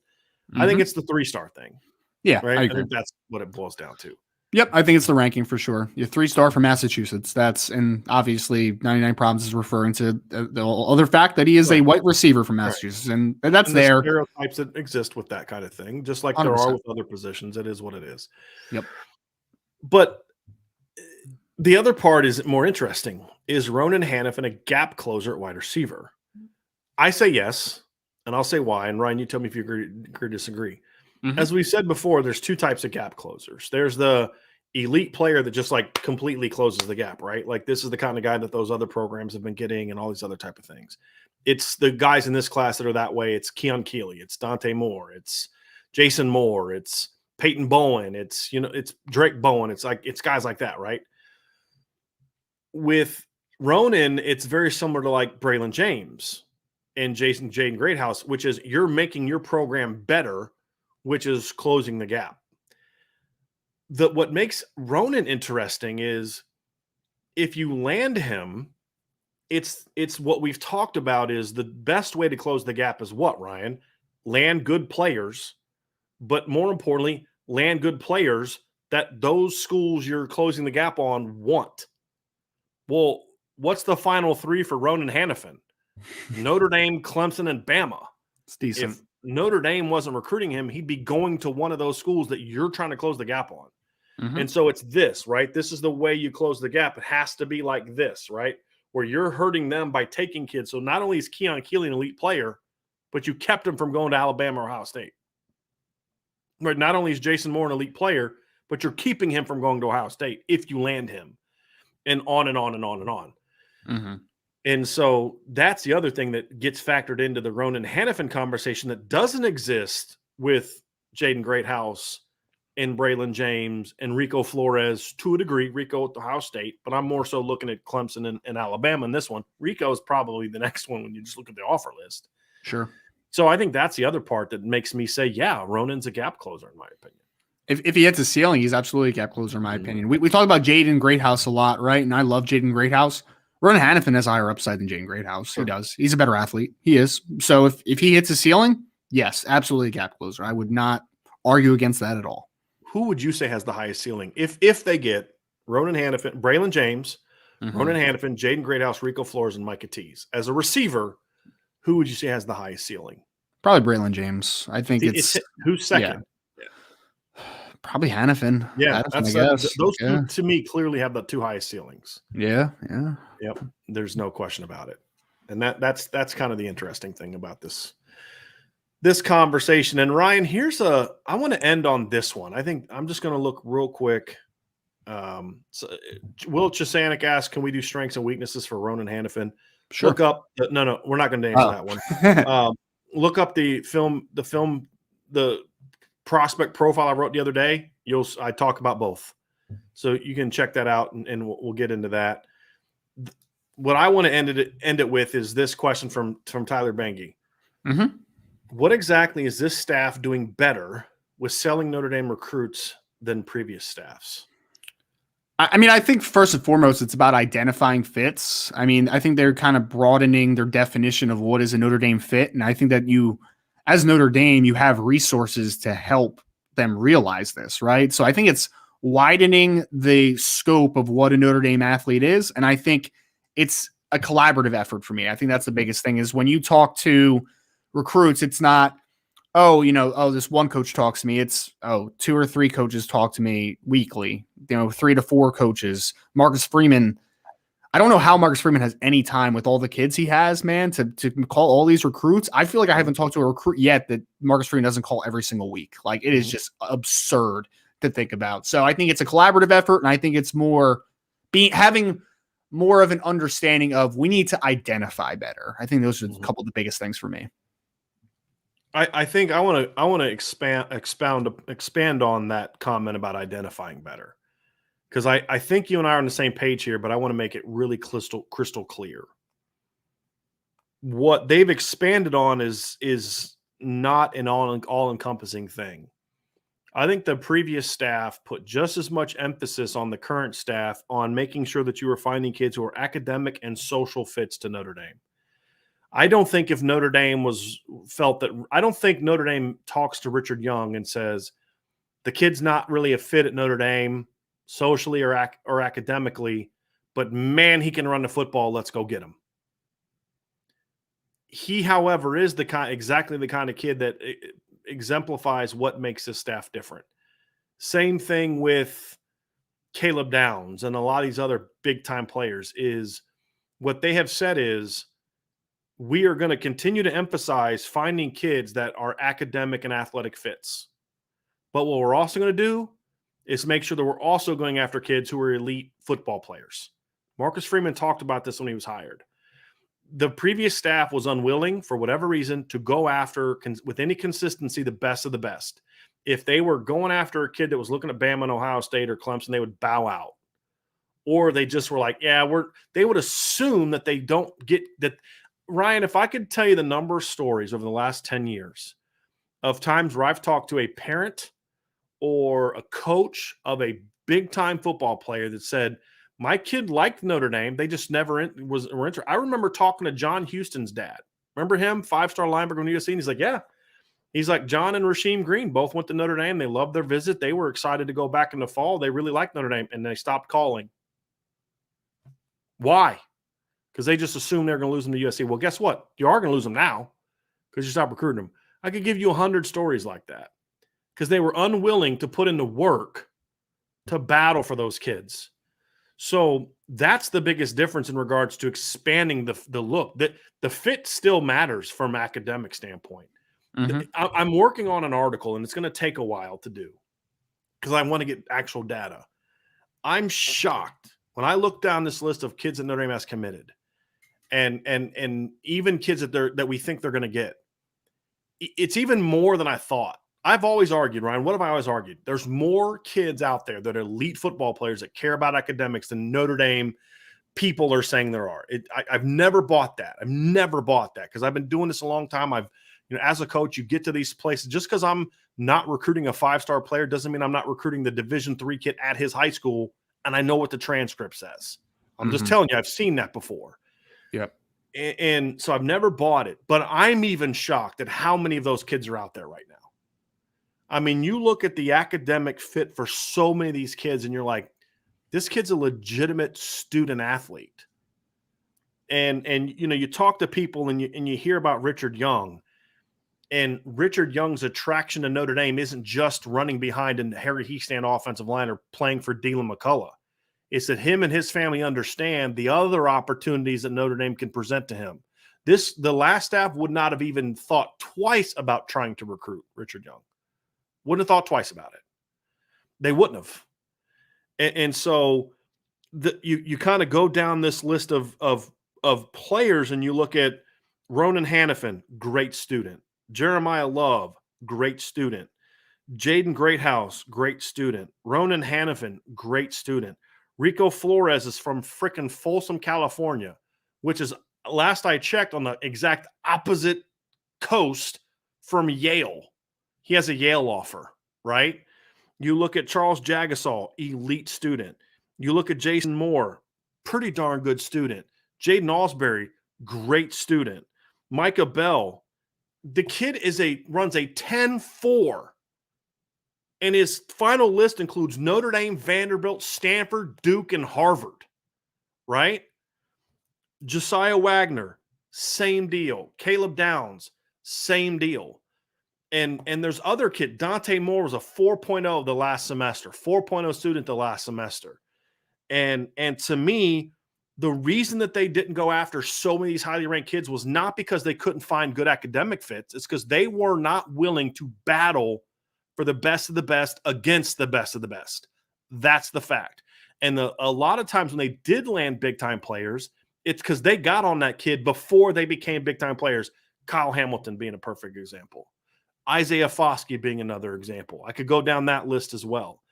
And so I think this staff is willing to say, yes, we are going to find all the kids that have those academic and social fits, but they have to also be great talents. We're not going to take kids just because they're the first two. If they're not all three, then they're not for us because we're trying to do something different. And I think that more than anything is the biggest thing. And I think what that comes down to, Ryan, is the current head coach values what makes Notre Dame different the previous head coach looked at what makes Notre Dame different as a stumbling block. And at the heart of it, that's what it is right there. And the current head coach understands if we want to be the best, we have to work at it. The previous head coach would literally tell assistant coaches, true story, firsthand account, right? As far as someone that was in the room at the time, was told, I need you to call this top 100 player. I think if you call him and you really help me close, we can close on this top 100 player. And the direct comment from the head football coach was, we shouldn't have to beg kids to come here. So he wouldn't do it. That's the difference. Those two things are what, it's not that they're selling Notre Dame to recruits. It's that they believe in Notre Dame. And they believe that Notre Dame is special for what makes it different, and not using what makes it different as the things you have to overcome to get a kid here. And ultimately, that's the difference, in my opinion. So, anything you'd like to add to that? That was really well said. I don't think I can do it justice, to be honest. That is why you are the man. Why, thank you, Ryan.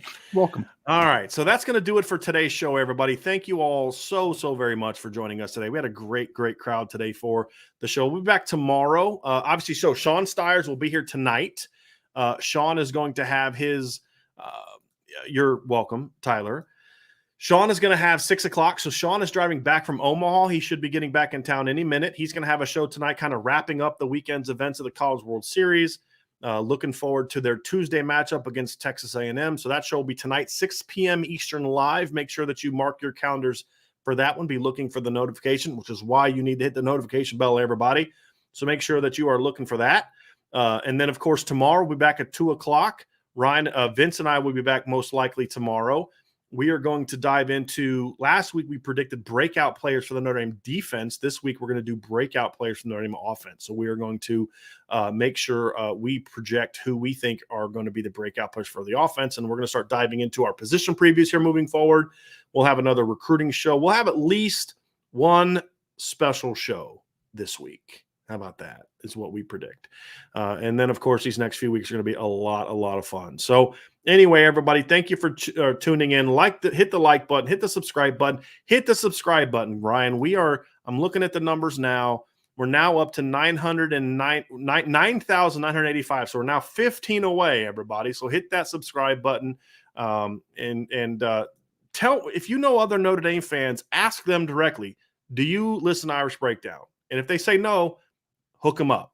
If they say yes, then you guys have something to talk about. So it's a win-win. All right. So do that for us. We appreciate it. Share this podcast. If you're listening via the podcast, give us a 5-star review. We would greatly appreciate it.